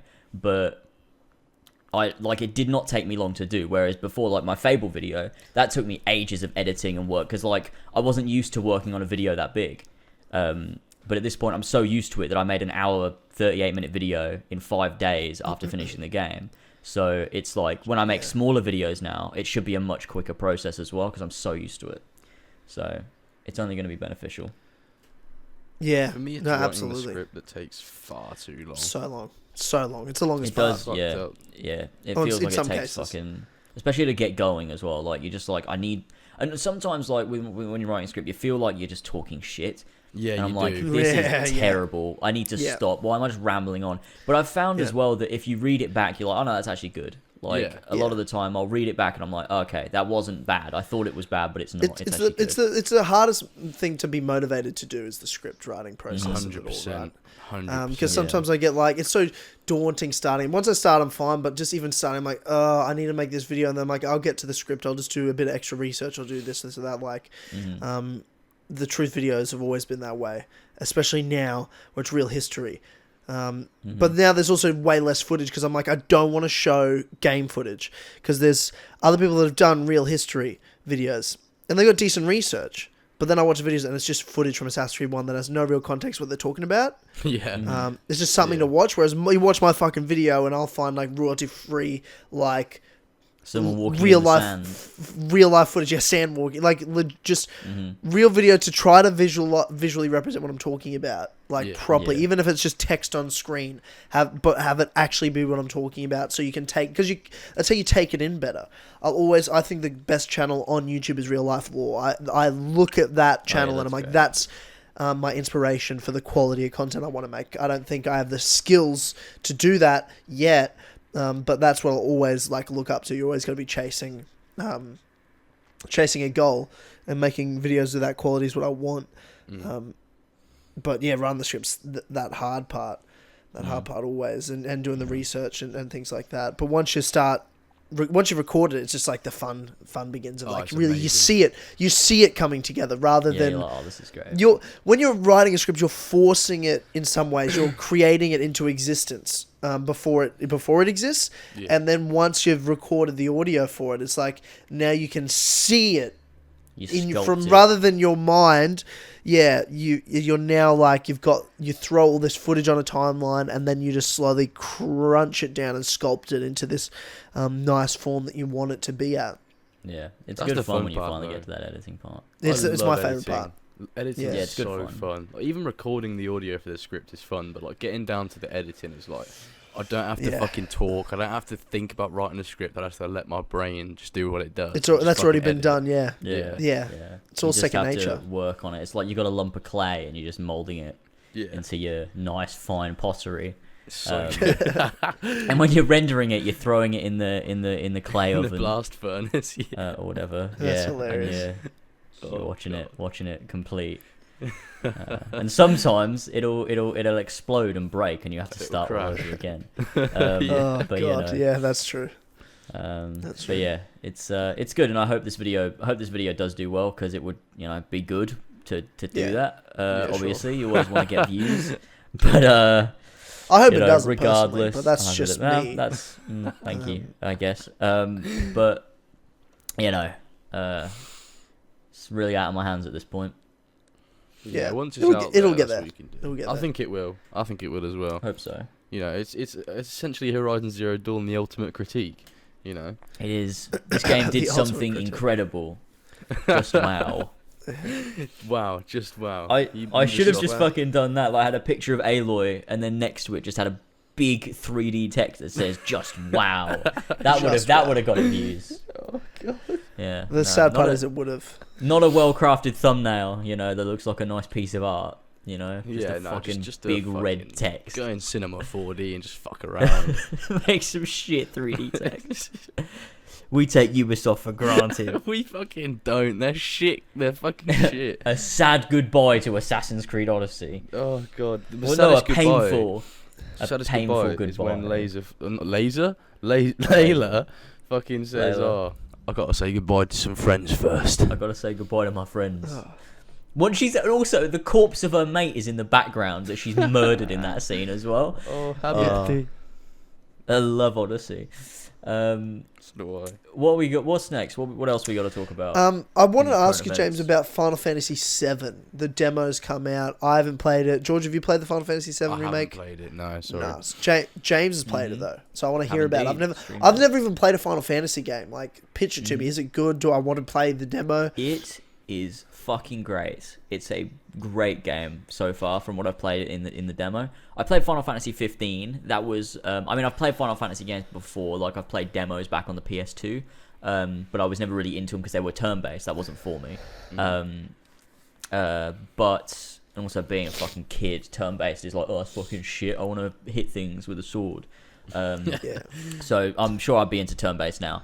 But I played Final Fantasy 15 when that launched in 2016, and I finished it probably in like 2017, and I really liked that game. I think the second half is better than the first half, because the first half tries to be open world and it's a bit weird, and then it goes linear and it's really, really good. The story's great. The whole thing should just be linear, but that's the problems with Final Fantasy 15. But overall, it's a good game, I think.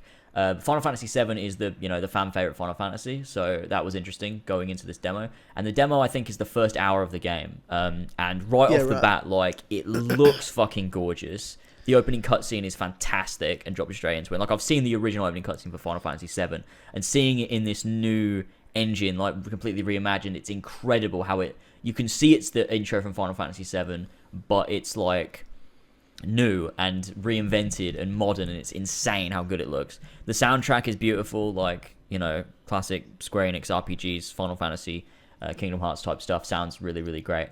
And there's something about it. It gives me the same sort of vibes as a Kingdom Hearts, but not like in the same way. It's like that JRPG Square Enix vibe that just feels nice to play. The combat's great fun. It's really good. It's it's not like it's like this meld of real time and turn-based, because they try and incorporate that turn-based in a way where you can basically pause the combat and then you can select like, oh, I want to do fire, or I want to do thunder, or I want to give one of my party members a potion or an ether or something. And then you also have your special abilities, so you rack up. So during combat, the more damage you do, the more you rack up these these meters. And when you do those, you can activate a special move that'll do more damage to your enemies.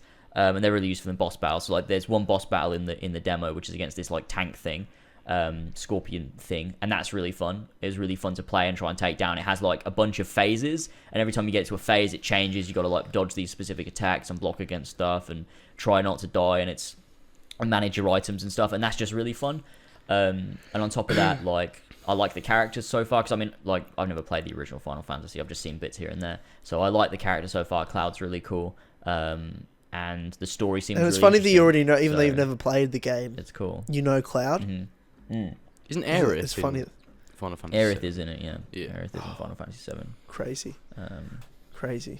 And that's and cool. Sephiroth. Sephiroth. Oh my god, they do a fucking tease. So during the demo, it's so fucking cool. I don't know whether this was a feature of the original. Like, again, I feel like Final Fantasy 7 fans are gonna be so fucking angry when I talk about this, as if it's a new thing.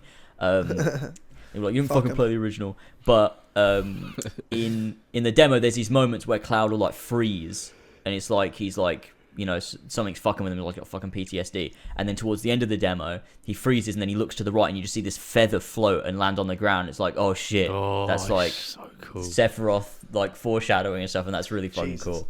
Wow. And it's just, it's so great. The whole thing feels so grand and like well put together. And well polished. So I'm really looking forward to playing it. I was already like gonna play it, and I believe so, but I'm not really sure. I think I don't know, because they're doing it in like two parts, I believe, and this part is reimagining Midgar, which is like the city that it takes place in. I'm pretty sure it's linear, but I don't think it's like entirely linear, because I think it's meant to have like side quests and stuff, because obviously at the end of the day it is an RPG. I think maybe it's like hub based. I don't know. Yeah, hub based open world. I'm not entirely sure. Maybe a bit more like a Kingdom Hearts, to be honest. Well, yeah, that's probably the best thing. A better comparison, yeah, for sure. A bit more like a Kingdom Hearts. But I could be entirely wrong, because obviously I don't know. I haven't looked into this game much at all, but I do know there are meant to be a lot of side quests and stuff. So, I don't know how the world area works, but it might be hub based, where you have specific areas, and then you've got like battle areas and stuff, and like normal hub areas. So that's sort of how Final Fantasy 15 is made, but it's all interconnected. There's no like load screen, so it might be like that in 7, but I don't know. Yeah. But regardless, I'm very excited for it now, more than I was before the demo. I'll have to give it a shot then. It's good fun. It's good fun. Maybe I'll stream it on like Patreon or something. Give it a shot there. Okay. Good. Interesting. Very interesting. Another thing for some news this week is The Last of Us got announced that they're doing a HBO show. How do we feel about that? It's based on the game, correct? The first it's game. An adaptation, I believe. Yeah, not like a side story in the world. Like it is a. It's about Joel and Ellie. So. Whatever they do, it's not gonna be as good as the game. It doesn't. It's not. They could do whatever they want. It's not gonna be The Last of Us 1. They should have had a separate story in the world. Not based around Joel and Ellie. Here's my argument for you. Uncharted, you can do it because there's a lot of history with the same characters, right? With Nathan Drake. Yeah. But Joel and Ellie is The Last of Us. And we saw them from the beginning of their story together. Yeah. Now, my argument is devil's advocate. And again, I mean, it's not the same comparison because, again, it's the Last of Us, they're doing the same story. This is a different story, but you can do TV shows with characters we already know and love, like The Witcher did it. Right. So it could still be very good. And I think I'd rather see a Last of Us TV show than a Last of Us movie. Because a movie would be shit. The only way you can adapt games, I think, is high-budget television shows. There's no way you can adapt a high-quality game in a movie. Yeah. It's proven to fail every time. Neil Druckmann's involved in this, right? Who's the guy, like, is he the director of The Last of Us? Essentially, yeah. And Uncharted 4, Uncharted 2. Like, he's the guy that he's like the head of those, big games at Naughty Dog. Yeah. So that's interesting that he's on board with it and involved with it. So it's not like another studio, to like with, when you look at something like an Assassin's Creed movie, like Ubisoft was not involved with that. It was just fucking whoever made that movie, making that movie, fucking 20th Century Fox. So it's nice to see that someone involved with The Last of Us is working on this, and especially someone like Neil, who's, obviously he loves The Last of Us, so I don't think he would, allow something to happen that would taint it necessarily. So I'm interested to see it. Do I want it? Like, obviously not. I wouldn't have asked for it. Gone, oh yeah, just make a Last of Us TV show. Like, I've got the game. I don't need to see it again in another format. That's strange. But yeah, that's simply putting it, isn't it? It is just fucking It is strange. weird. It's just weird. It's like, I've seen the story. Why would I want to see it again, but like a bit different? I guess it's for a new audience that don't play video games. Then and it is a quality story. Whatever, my parents would never play The Last of Us. Then they can't have the story. Okay, well, they can't they? Because there's a HBO show. No, they can't. The reason why I love The Witcher so much is because it's the story of the books, and I ain't going to read the fucking books. And obviously, I'm sure at some point it will get round to the game's story, but like if they decide to, maybe it won't. Yeah, if they want to do that. But it's a separate story to the games. That's why The Witcher is so good to me. But if they just take the story of the Last of Us game, why would I not just play the game instead of watching the TV series? Yeah. I guess that's just it. It's not. I guess it's just not for us. I guess. No, that's just really what it comes down to. I suppose. Like, it's not saying it won't have the potential to be good, because it probably does have the potential to be really good. Because The Last of Us in general is just an interesting story. But to me, the game will probably always be better. Which I haven't finished it yet, but yeah, I think it all comes down to casting as well. Yeah. You've got to cast Joel and Ellie really well. And you should cast who's that girl that like filed a lawsuit against Naughty Dog because they basically copied her likeness. Ellen Page. Yeah. Ellen Page. Yeah. Ellen Page. Yeah. Get her. How funny would that be? And then I don't know. Isn't she like in her 20s now? Oh, I don't know. Probably. I think she's always been in her 20s. I think she's in her 30s now. Fucking hell, what? But fucking, I don't know who you're gonna cast as Joel because. Like, Troy Baker does such a good job. Like, that voice that Joel has is so, like... Ellen Page is 33, so you can't really do it. Wow. Yeah. Holy shit. I mean, you can. I'm sure she can play a fucking... She can play a 14-year-old. She can do it. You can make people look older with CGI. You can make them look younger. Fuck it. Exactly. Yeah, of course you can make them look younger. Didn't you see that True Cinema piece from Martin Scorsese where he made Robert De Niro look young? And it was incredibly convincing. Especially when he beat up that guy outside the shop. It was quality. It was good stuff. Is that sarcasm? What? No, not at all. What movie are we talking about? Shit. What's it fucking called? I would have just said the name, but I forget what it's called. Fucking. mafia movie? Fucking. Did it come out last year? Fucking what? Yeah, what was it? It was on The fucking Irishman. Netflix. Yeah, The Irishman. That's the one. That's what I'm talking about. You were trying to figure out The Irishman? No, surely I you're wasn't talking about trying to something figure it out. I was drawing a blank. I couldn't think of it. Like, it was on the tip of my tongue. I'm like, what the fuck is it called? I kept thinking Godfather. I'm like, I know it's not that. I know it's not that. Oh, What, do you? so You there's know a it's scene not that The haven't- Godfather, the movie from the 70s. When you're Yes, talking about a Netflix obviously, movie but I'm from like, what is it called? fucking idiot.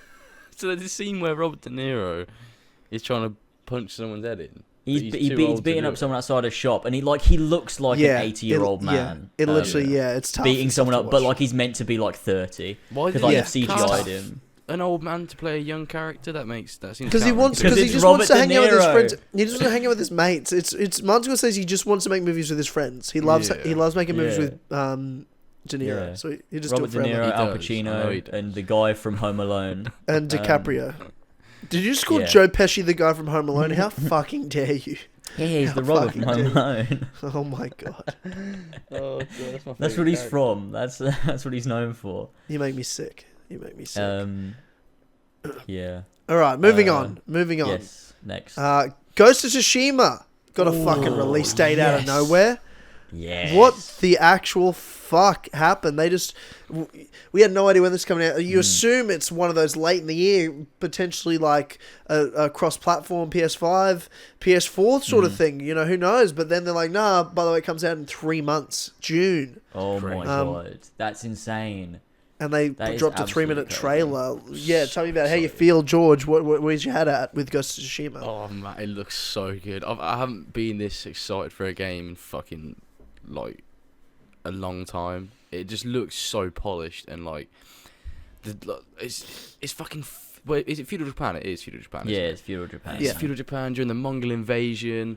Like the graphics are beautiful. Like that bit where he's on top of that hill on his horse, looking over the landscape. God, yes. Fucking hell, man! It looks I know, unreal. it's incredible. As It's I like said, this combination as well, like the art style between like photorealistic and like this artistic, almost like every shot seems to look like a painting. yes, And that's yes. it's really, really nice to look at. It's a really cool art style. It looks so good.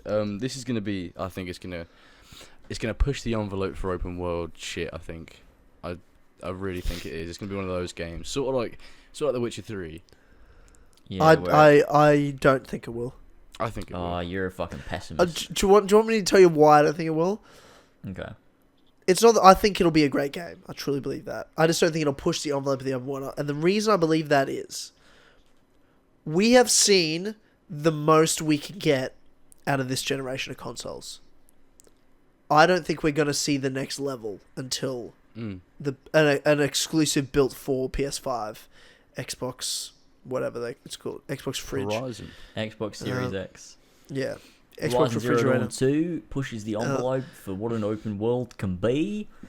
I don't know why I said that in your voice. If that's a video you're going to make. I'm going to now. That's you need to make that your opening for the Horizon 2 review. Yeah, and I'll do it in your voice, the way you do my voice, where it's not actually me talking, but it's Horizon it's 2? a guy that's kind of can't decide whether he's Australian, South African, or a New Zealander. I'm all of the above, mate. Accent. Yeah, all of the above, mate. All the above. I'm all of the above. I like these games. They're great. Thank you. You know, I sound like I got a head injury.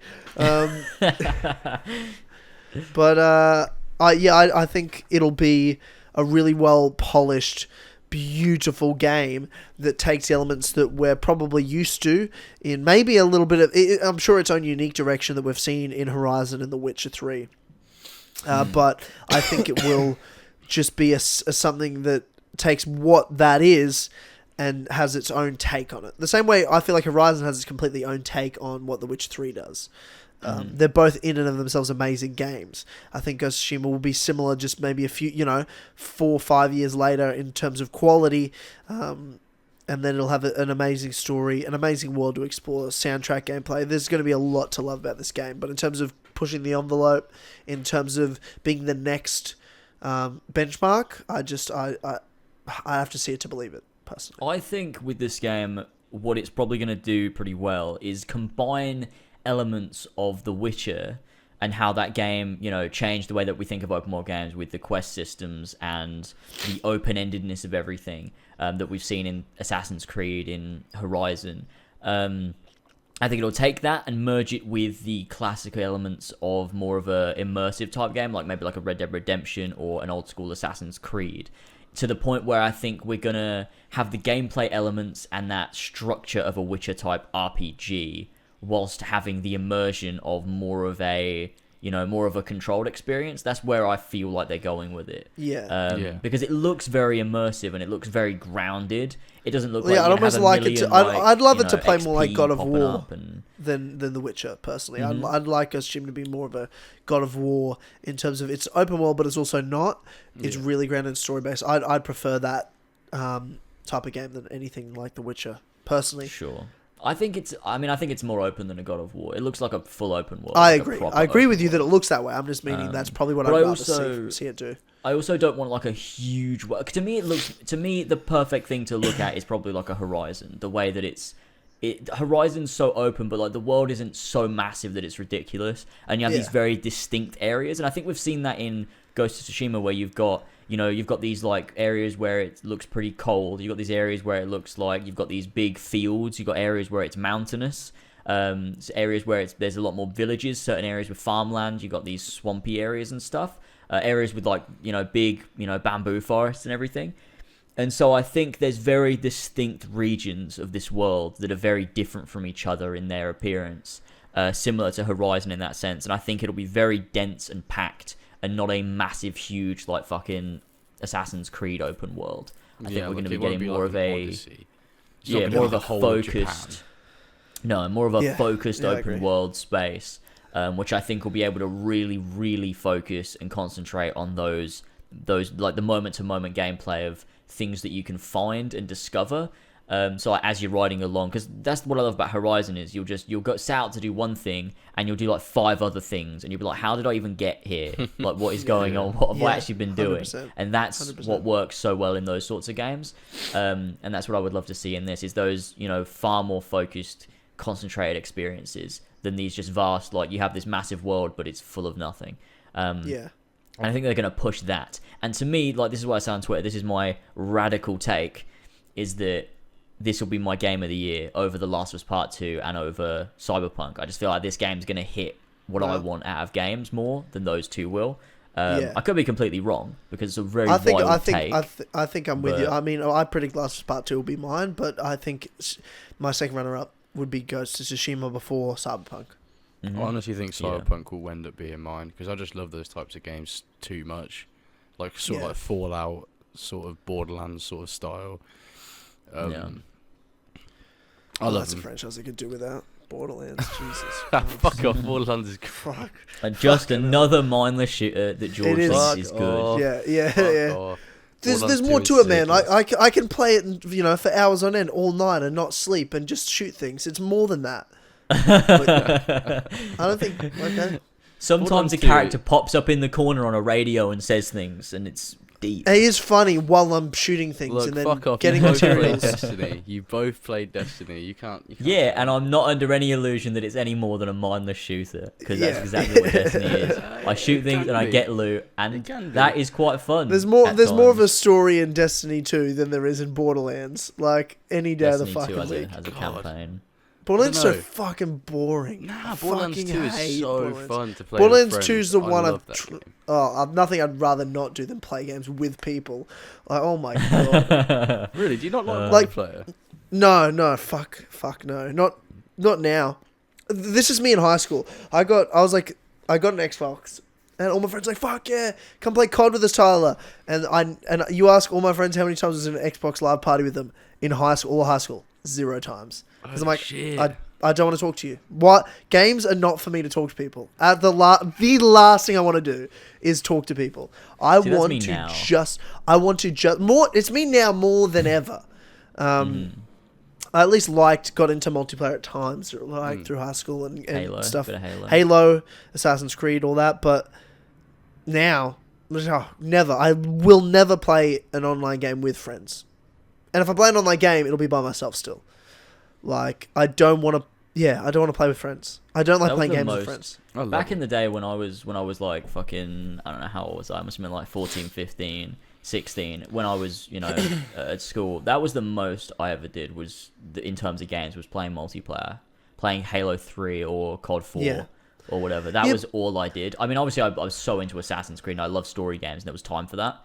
But I spent most of my time when I got home from school, I'd just be playing online with friends. And there's so many great moments you have and stuff like that, but I could not do that now. I think I'd rather kill myself.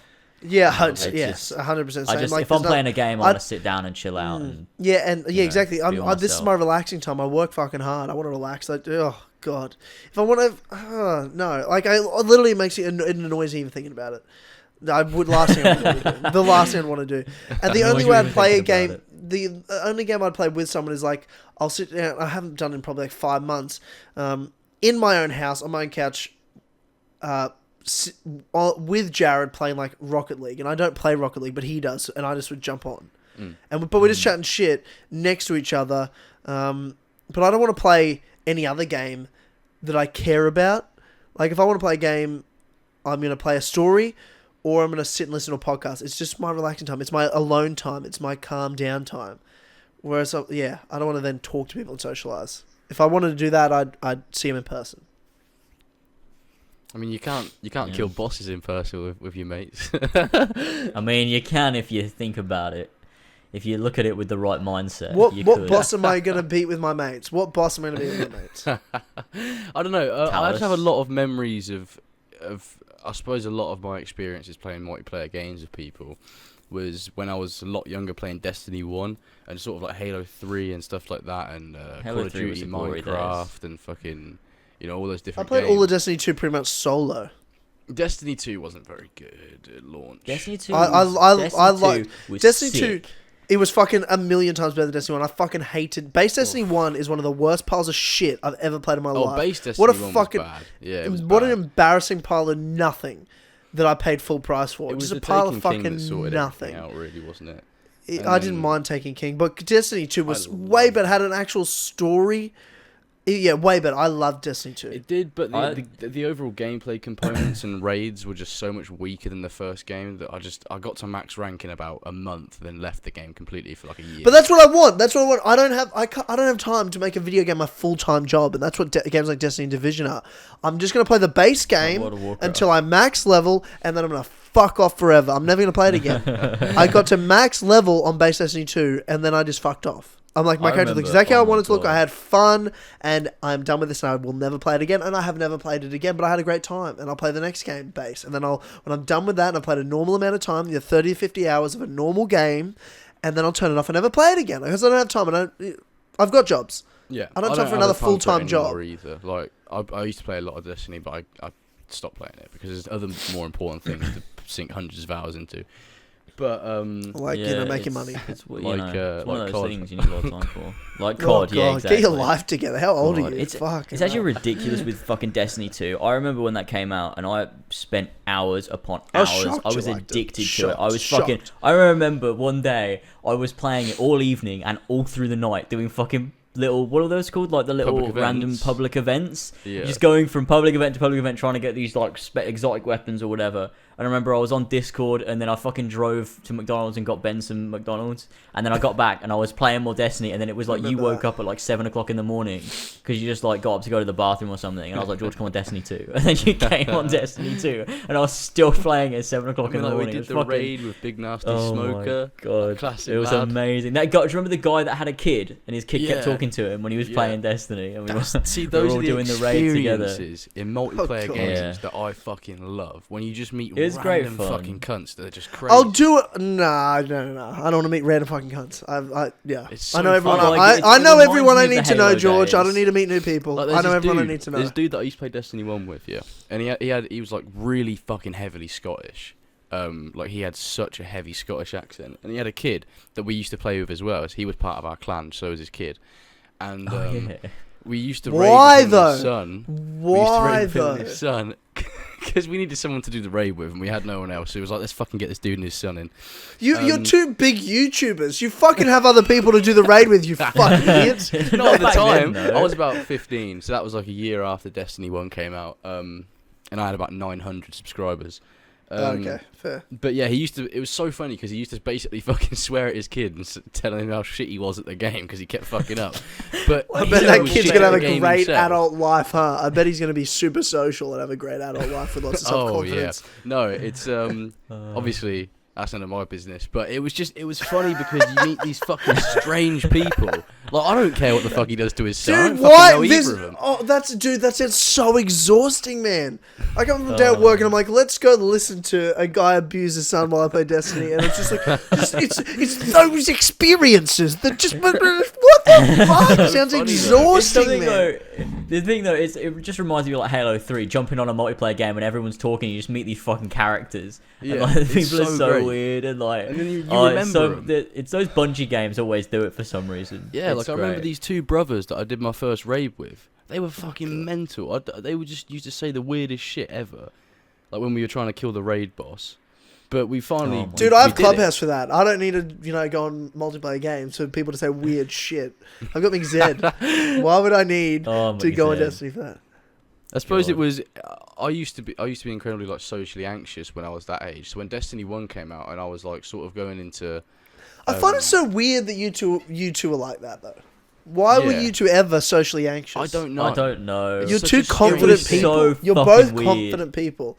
That's so odd to me. That's so odd. I mean, there's still remnants of it here and there. Like for me, sometimes it'll spark up here and randomly out of nowhere. Yeah, you just go, whoa. Little things, really dumb things. Normally, Yeah. like it's not normally the normal stuff. Like it's normally really dumb shit, and you find yourself second guessing yourself. And you're like, wait, what the fuck am I doing? Yeah. Like, why is this? What? Why Like, is what's this a recent worrying me? example? What's a recent example of it for you? Recent example. Trying to think of something. Is like something triggers it? I don't know. It's just randomly you just find yourself like, why is this a thing? Like, why am I like you're just because back in like a situation? Why is it a thing? Maybe I think it's just like if you think about doing something like that I used to be really like anxious about doing, it'll happen again. You'll feel that way that I would feel like years ago, and I'm like, oh god, I can't do that thing, and then I'm like, wait, no, I can do that thing. Why am I feeling like that? I need to just do it, and I'm fine. But it's weird. Like sometimes it'll just happen. What's that? Sorry. Do you have an example? Like I'm trying to understand what you're saying. It's very recently. I had an interview for a job the other day, and obviously you get the nerves and stuff for a job interview. Of course, normal, very normal. But like I knew, I have the skills for this job. I'm good at what I do. You know, no matter how much I told myself that, I was like, but why the fuck am I still like thinking that I'm gonna fuck shit up at this interview? Because I know I'm not. Did you think you were gonna fuck it up? Was that what was happening? I thought that I was gonna be I don't know. I suppose like in my shell and more awkward, which I never am when I'm in that situation. Like when I actually get down to it, I never am. But it's the remnants of the past where I have, and I'm like, shit. You know, what if that does happen again? You know, the sort of thing. And it's very that's strange. what it is. Because it's whenever you're in that position, like whenever I'm in a position where I'm talking to someone or I'm like, you know, sorting something out or whatever I'm doing, I'm completely fine and able in that situation. But it's the beforehand, if I know I need to go and do something, like, what if I'm going to be like that again? And I'm going to be like, not going to be able to speak. And I'm like going to be like, oh, I don't even know what this person's talking about. What the fuck am I meant to say to you? I don't understand how this situation works. Like, it's weird. But then whenever you're in that situation, you're like, oh, I'm dealing with this fine, and you do it. Would the meetup be an example of it? Were either of you anxious about that? Yeah, I was. Yeah. I think so, but it was weird actually, because I think I was more excited for it than anything. Like I was more looking forward to it. Like there wasn't that. Because I thought you were a little anxious, James. Just in the sense of you were getting agitated before. I was actually just like really well. For one, I don't like when my mum is texting me that I'm late, and I'm like, I know I'm late, but please stop telling me that I'm late. It was more with my mum texting me, but also it was that day I was really not feeling good. I don't know what it was. I think it was the combination of like being late and having that pressure, but also like I was super dehydrated. We're talking about Jester and Horsey and Fox. I drank so much water when we got to the meetup. Like I don't know what was going on, but I was like fucking like oh, it was bad. I was like so dehydrated. I needed so much water. That I was like freaking out a little bit over that more than anything else. But the anxiety wasn't there. Like maybe a little bit, but like not the one, like, not like the feeling I'm used to feeling. It's not like that recognizable anxiety that I'm used to. Yeah. It was like for different reasons.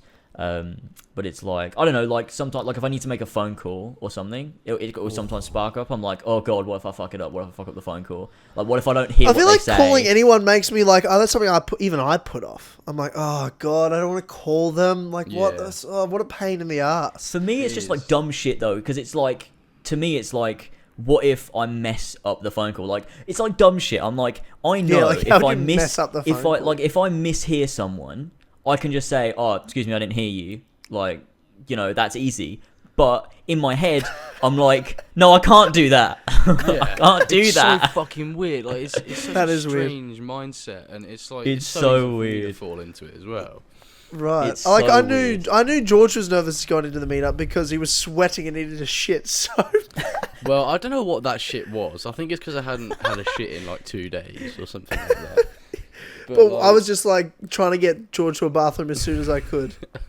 To be honest, the urgency of the shit took away from the anxiety of meeting everyone. Yeah, if anything, it distracted you. Yeah, I was like, I need because you had to walk into the you had to walk into it. Makes sense. You just had to walk into it, and then I go to Nick. I go, Nick, George needs to shit. Get him to the bathroom as soon as he got in there, and then I just distracted everyone else. It's so amazing. I'm glad there was a bar there. Like I said this yesterday, I'm so glad that there was a fucking bar there because I was able to have a bit of the old Dutch courage and just fucking sort of just relax, you know. And then it was really nice. It's so strange, George, because you should be such a confident person. Yeah, you should be. I get told this by everyone, like, especially my mum. Yeah, like you really should be, because I see it in you. Yeah. But especially spending a lot of time with both of you in person is different. But I could see it a bit more when you explain it like this. Yeah. But it's like I feel like James, maybe more than you, George, is like a switch. Whereas, like, he might be at first in a such situation, he's quiet for a second, but as soon as, like, there's a flitch that switches on, the switch that flicks on, he's just in. That's it. Like, he's good for the, and he's just normal James. Yeah, it's because your brain doesn't have time to overthink things when you're in the moment. In the moment, yeah. It's just the lead up to it can fuck you up. Yeah, that's all it is, really. But it's just really that's weird. So normal. That's just nerves. Stuff. People have nerves about stuff. Yeah, but it's so way normal. Over the top. Like the one thing I'll always fucking remember, the weirdest memory I have of like anxiety was, I think you probably remember this, George, when we were in America, and it's when we were in we're at Disney World, and we were like, oh, really fucking hungry, and Mum goes, oh, just go and get something to eat from that place over there, and we're both like, no, I can't do it. I'm really hungry, but I can't do it. Order fries. Whoa, I physically can't go in and speak to these people and do this. It was crippling anxiety. It was really bad. Yeah. But thank God I'm not like that anymore. But it was weird. Like it was so. I don't know what caused it, but it was just like this. It was like this wall of like I physically can't bring myself to go and do it. Yeah. Like as much as I'm angry at myself for not being able to, and like I really want to, I just can't do it. Yeah. I don't know. I don't even know. So strange. When I was very young, I had crippling anxiety. Crippling. Like, I went to a therapy group for it when I was young. Like, I don't think I've ever really talked about this, but it was fucking ridiculous. In like primary school years, probably like second grade to 7th grade. Crippling anxiety. I could only be at home or at school, and if my parents left the house, I'd get anxious, but not too bad, but I couldn't stay at friends' houses. All the primary school, I never went to friends' houses, never went to sleepovers because I was too anxious. Okay. Yeah. The whole time. I just couldn't do it. But there was like, it was like this weird secret, and when you're a kid, you think you're different. Like, I thought, no one else feels like this. I'm the only one that thinks this. I'm a freak. There's something wrong with me. Yeah. And I would just I'd just be crying. I tried to make myself sick, so I didn't have to go to school camp. Like, I was trying to make myself throw up. Like, it was crippling. I did everything I could to avoid. I had to lie to my friends why I couldn't stay over at houses. I just made up stories, and my parents didn't get it because that like it was before anxiety was talked about a thing. So like it was just like an issue that only I had. I never accepted it as a thing. Like I just thought there was something wrong with me, and I had to figure it out. And my parents put me in this like therapy group thing to try to discuss stuff, but that didn't help at all. It was just and it was like this weird secret because I was school captain in primary school. I went up in front of the whole school and did speeches. No problem. I fucking love public speaking. Like, to think that I had anxiety to people would be bizarre. I was the most confident person. I was captain of every sports team I was in. I was, school captain, always doing speeches in front of the school. Like, you'd have no idea, right? But then I had this crippling anxiety on the side that I couldn't go to a friend's house for his birthday. I had to make up lies. I'd be in tears. Inconsolable, trying to make myself throw up so I didn't have to go to camp. Like, I'll never forget that, in the shower trying to make myself vomit, and my dad, my parents just going, I've never ever talked about this. I don't even talk. I don't think on this podcast. I don't think I've ever even talked to really my friends about this. This is like, but it's not a big deal now because I'm so different. Like, I used to freak out thinking, what if I couldn't? What if I'll be like this forever? What if I'll be 18 and I won't be able to hang out with friends? What if I'll be 20 and I won't be able to move out of home? Like, that's what I used to fear. That was my biggest fear, which grew worse and worse because I thought it was only me. No one else is like this, and I'm going to be like this forever, like a disease. Whereas, like, I've traveled the world by myself, lived on my own for years. Like, it's, obviously I'm a completely different person. Now I'm very fucking confident. There's nothing I have zero fear when it comes to that at all, but I definitely understand crippling anxiety. Like, I really truly understand what you mean when you say what crippling anxiety is. I know what you're talking about. It's fucking crippling. It's a weird one. It's been a long time since I've felt it. And there's always that feeling that comes up, but I learned, and I will always say, like, I have friends now that have children, and one of them's young, under 10, and they're saying that she has anxiety, and they're just telling her she has anxiety, and she sees a therapist, and I just said, she's a child, she doesn't have anxiety. Like, you don't tell her like that, like it's normal. The best thing for me, I thought, with my anxiety was that I literally beat anxiety. For me, I will never have it again, because I learnt how to overcome it, because I never normalized it to myself. I never said, "Oh, it's just anxiety. That's a thing people have." I was like, "No, there's something wrong with me, and I need to fix it." And I dealt with it. It took fucking years and years and years, and it was, when I tried to make myself throw up before a school camp, my dad and mum just go to me, "We know that you're faking it. We know you're trying to do it. You have to go. You have no choice." Jesus. Like, my parents weren't they were sympathetic, but they weren't. They were like, "You need to." They were just like, "You need to get over it. You have to get over it." Because they didn't think of it like anxiety. I've talked to them about it now as an adult, and we all agreed one day. We're like, "That was anxiety. Holy shit! Like, that's what it was." We didn't really know that at the time, right? Like, that wasn't a thing. Whereas my parents just go, "We know you're faking it. We know you just made yourself throw up. You're going to camp. You have to go. Yeah, you don't have a choice."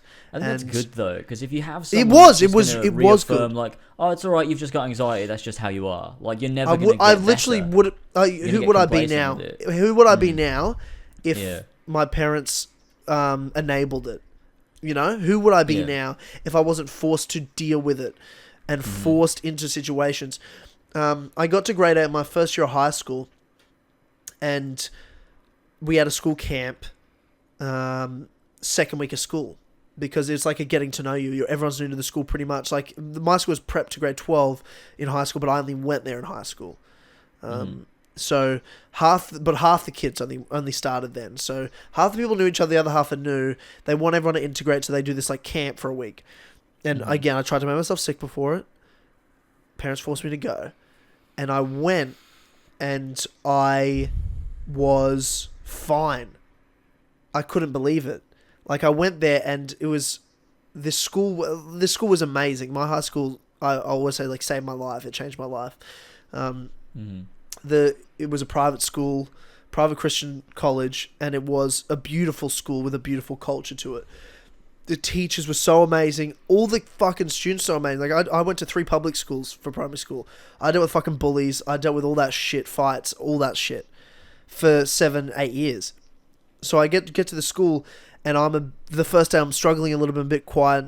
But then I have all these, like, literally the best people I've ever met that just have your back and they don't even know you. I was like, wow, these people are really nice. All the teachers were the same. And then I was just like, I'm actually really comfortable here.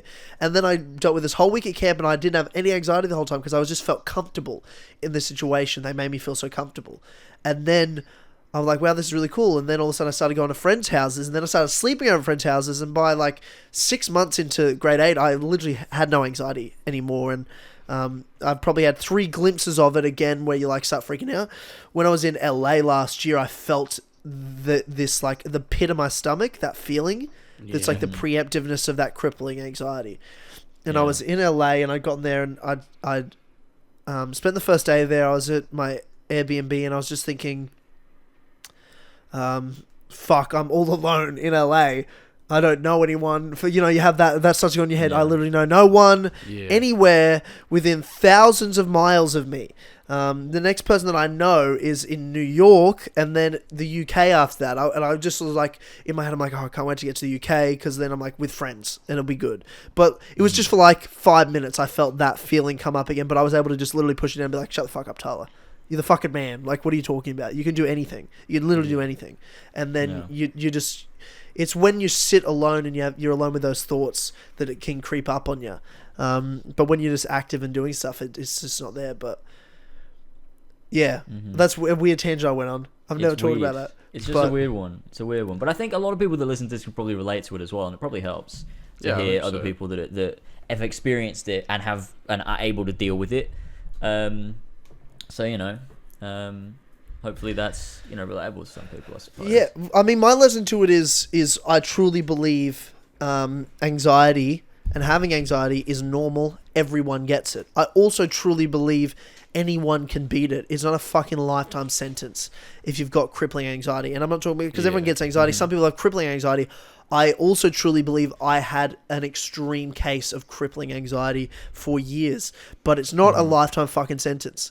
I am probably the most confident person I actually know. I have no problem saying that. I have too much. I have fucking bucket loads to share. You guys can have it. Take it. But I had crippling anxiety to the point I was trying to make myself throw up so I didn't have to go to a camp. Yeah, that's crazy. I don't think I've ever done that. It was like every day for years. I thought there's something wrong with me. I used to say I wish I was Harlan, my brother, because he didn't have it. I wish I was someone else. I used to think that. But at the same time, being the kid at school, captain and captain of every sports team he's in, and no one would know. And that was part of it as well. Part of the anxiety was like, no one knows. It's like a secret I had to keep from everyone, to not be like a freak.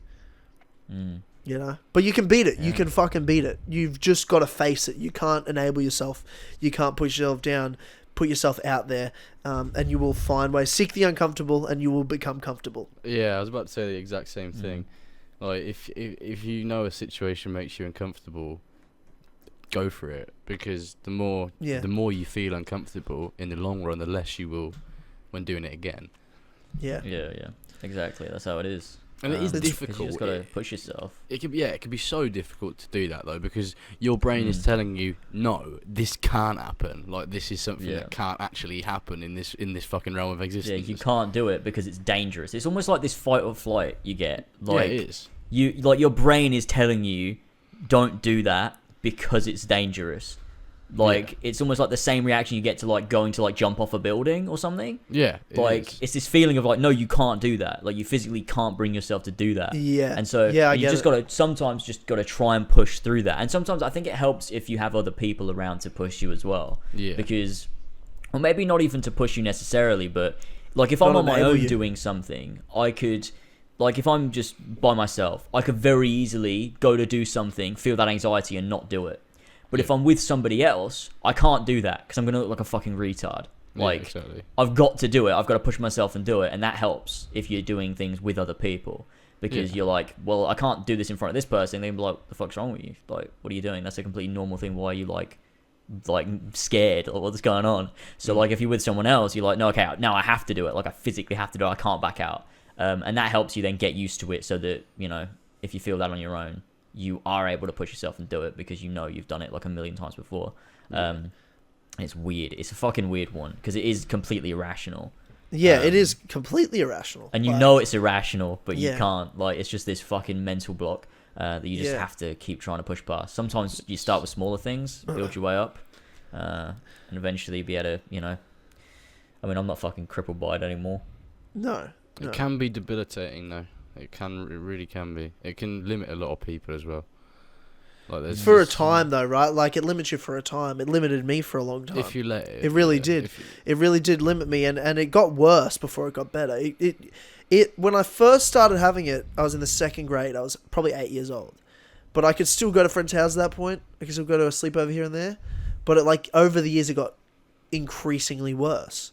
And I couldn't tell you why. There was nothing really that triggered it that had any reason to get worse. It just got worse. I suppose it's because it almost like chips away at you. Like it does, and the fear of it, the fear of it grows as well. And then you don't want to deal with it.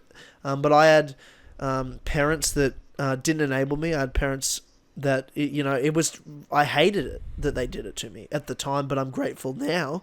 They didn't allow me to be crippled by it. They didn't allow me to go into my shell. They forced it.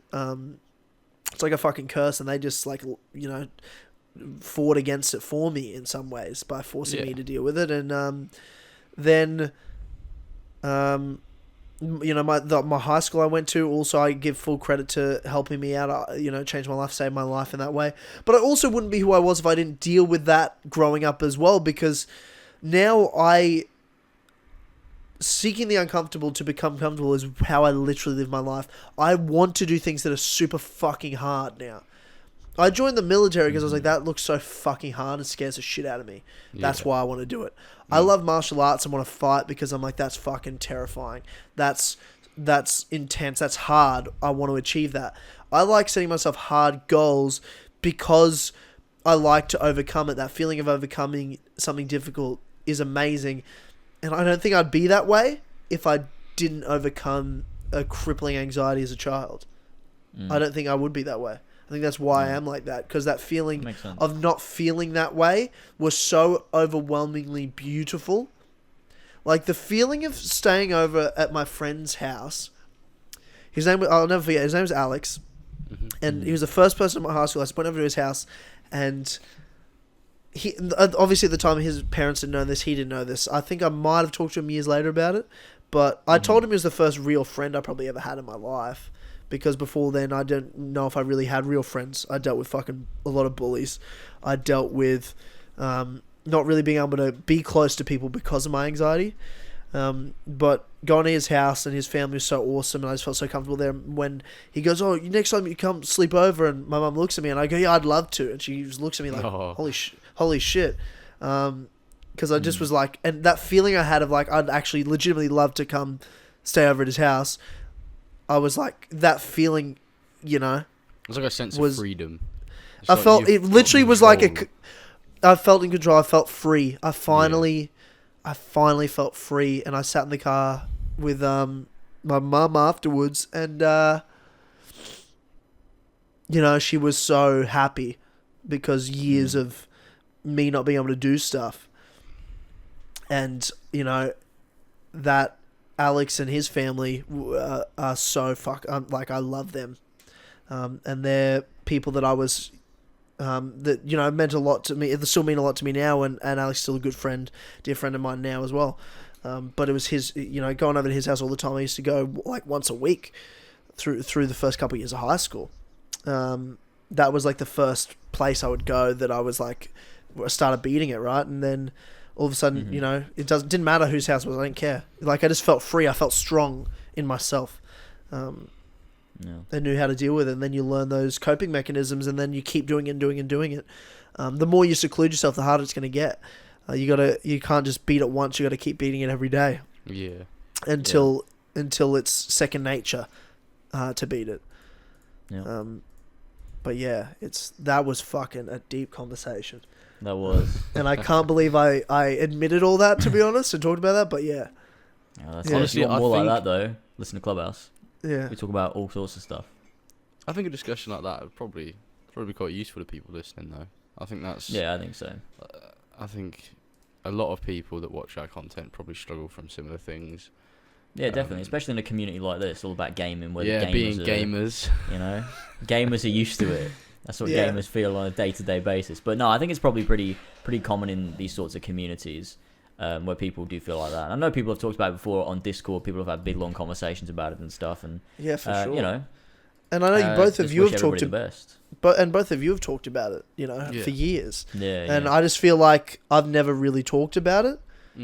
So I think maybe, I don't know, some people, I feel like I should have. I feel bad for not in some ways because, like, people think Tyler, he'd never fucking, he'd never have anxiety. But I'm telling you right now, fucking crippling. When people tell me they have crippling anxiety, I understand what they're talking about. I can still feel it. Like, I still know what it means. I still know what it feels like. I get it. I sympathize with it. But I also, at the same time, I'm like, don't let it beat you. It's not a fucking lifetime sentence. It never lives. You can literally live your life every day free of it. It takes time, but you can do it. I think some people enable themselves by going, I've got anxiety, it's just who I am. It's not. Yeah, it's when you're people allowing get diagnosed, they see that diagnosis as a wall they can't break down. Yeah, it's like, well, they see it. They see it, they see it as a crutch to not deal with it and stay in their safe zone. Yeah, and not put themselves into an anxious situation. You see it a lot on Twitter. Like, a lot of people will be like, you know, oh, because I've got anxiety, I can't do this and I can't do that. And it's like, it's not that you can't. I get, like, it feels very uncomfortable to do those things. Yeah, that's what anxiety does to you. But you can do it, and you will feel better afterwards. And that's the whole, like, everything you do in life, in every single part of anything, is always going to be overcoming adversity, and that's how you always get better at things, and you better yourself as a person. And that's the same with anxiety. You have to go up against it, and you'll come out the other side, and you'll be better for it. You're never going to be worse off for it. So that's you know, the only thing you can do. Start off small, work up big, because it depends how bad your anxiety is. Like, if it's really, really bad, even starting to do small things is going to make you feel good about yourself, and eventually you can just do more, and you know, you'll be in a better place eventually. 100%. Yeah, absolutely. That's our advice topic. Fuck, man. Our advice thread Holy for this fuck. episode of Clubhouse. That was so hectic. That was crazy. How the fuck did we get onto that? I was getting emotional. Holy shit. How did we actually get onto that? What the fuck were we talking about? No, Ghost of Tsushima. Like, I don't remember. Ghost of Tsushima gives me fucking so much anxiety. Oh god. What the fuck just happened? Like, genuinely, where did that come from? That was I don't intense. Even know. Do you know? Talking about Do you know honestly what? Like, this podcast has been 2 hours now. I think that's the main topic of the podcast. I just think that is the main topic of the podcast. I don't think we need to go into a main topic, because if we're going to do a cinema room on ReMind, we could talk about. Yeah, we could probably do that main topic. Like, that was the main topic, yeah. and that's and I think George, you're 100% right. That's a useful fucking main topic for people that we've never. Do you know what's funny? A couple of years ago, I tried to make this a topic on the show. I don't know if you remember, James. I know Brett had been dealing with it, and Brett was our guest, and I asked him, like, do you mind if I bring this up as a topic? And you said you didn't mind, but it just never happened. To get into depth. I do remember, yeah. We never got around to it or something. We just never got around to it, but I asked your permission before, like, to see if it was okay, like, if it was something you would be willing to talk about. It was probably at the time, maybe you still had bits of it. It wasn't, it was years ago. It was probably 3 years ago. It was a long time ago, yeah. But it is something we probably should have talked about before now, right? Like, in some ways. Yeah, I feel like there should be a thing. I mean, I've talked about it on streams before, you know, because people will always bring it up. Like, I think a lot of people see me as really confident because they only see the side of me that's, like, on streams and on videos talking so much shit. But, like, I'm not like that at all. Like, I mean, if you talk to me one-on-one and we're in a conversation, like, you know, I'll probably be pretty similar, at least I think. Yeah, you're exactly the same. You're literally the same. But, like, it's like you and I have the same conversations on a podcast as we do in person without recording. Like, it's literally, we talk about the exact same stuff. Yeah, that's the exact same. But it's like, I think, but people don't see that side or don't understand that was a thing that you know was tough to deal with. And it it takes a bit, but you have to just sort of tackle it, and it's still there. Like, I'm definitely not over it. Like, it's definitely still there. But you just gotta keep going with it. But I think it's you gotta. I don't think that's the word. Yeah, you gotta nurture it. Make sure it's not make sure it's safe and happy. Yeah. Make sure it grows up into an adult. But yeah, I think people do bring it up all the time. But I think it's a good topic to talk about. 100%. Especially I'm glad we've done it in our community. Yeah, for sure. I don't know how I'm going to illustrate this on a thumbnail, but yeah, everyone's experiences are different with it. So it's hard sometimes, and maybe that's why we haven't talked about it in depth. Because what we've just done is just got into the conversation of it with our experiences, which for all three of us is actually completely different. Of when and why and how. Yeah, and where it comes it up, happens. Like weird things. Like, so strange. And all I know is I think the universal thing is, this is going to be a weirk comparison, but I just was thinking about this while we're talking about it. Don't say it's like Assassin's Creed. No, I know. So I was like, I was just playing The Witcher 3 on stream the other day, and there's a quest with that ghost or demon or whatever, like that had totally possessed this guy, and he was when you were saying we need to, how we beat it is a lot of light and heat, and that we got to draw it out. And the guy's like, no, you can't do it. But we're not doing that. No. But the reason he's saying that is because that's the demon talking. The demon knows that's his weakness. That's what anxiety is. Yeah. It doesn't want to. When you give someone a solution, this is how you deal with anxiety, your natural reaction will be, no, I don't want to do that. I can't do that. That's not you talking. That's the demon talking. That's the anxiety talking. That's what it is. But you're wrong. And you're not logical, and you're not thinking straight because of it. It's not even you talking. It's something else. And you've got to do those coping mechanisms. You've got to do those tools. You've got to seek the uncomfortable. You've got to seek what makes you uncomfortable, and that will kill it. That'll draw it out of you. And when you achieve it, that builds your confidence. That's a victory. And then you do it more and more and more and more and more, and make it harder for yourself each time. And all of a sudden, you find it's not hard at all. And all of a sudden, you're like, wow, that was stupid that I ever thought that was hard. Mm-hmm. That's I suppose the goal is to try and live like you don't have it.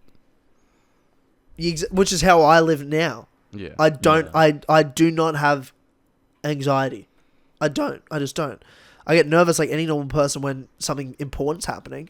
I get stressed like any normal person with hard days of work or stuff like that. But I do not have anxiety. I do not have it. I will never have it again. I absolutely conquered it. Yeah. And it took a long fucking time, and it was fucking hard. But I will never have it. I won't have crippling anxiety again. I know how to beat it. I know how to deal with it. Mm-hmm. And I will not accept it in my life again. Yeah, it's like me with Assassin's Creed. I'd like to point out it was you that brought up Assassin's Creed, James, this time. To our listeners. I just thought that was a perfect out of context 4 Pillars moment that I had to interject there. Yeah. So just take the bit I want it from the bit where Tyler says, and I will not accept it in my life anymore, and then me saying it's like Assassin's Creed. That's the bit. That's it. Someone get that on No Context 4 Pillars.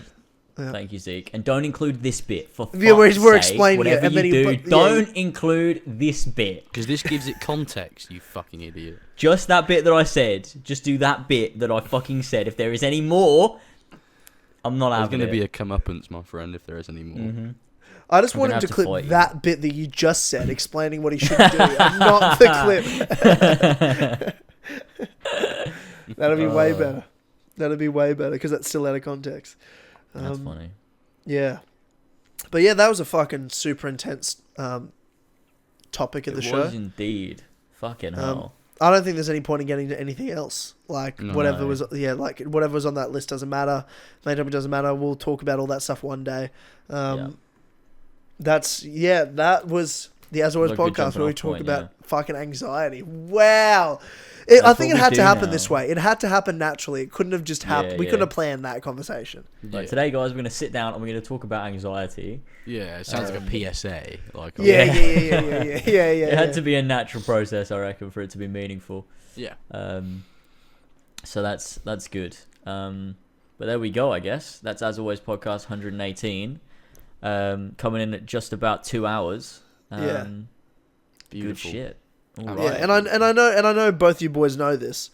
Obviously, you're smart dudes that know yourselves really well, but neither of you have any reason to ever fucking be anxious. The two of you are super, like, amazing people with every bit of confidence and capability to do fucking anything. Like, we're getting deep. I'm just gonna put that out there. Like, I know you both pretty well, and you've got no reasons not to be the two most confident people out there. James, I legitimately believe you're the best YouTuber that's out there. Oh I watch a lot of YouTube. I watch a lot of YouTube. You have the best fucking content I've seen.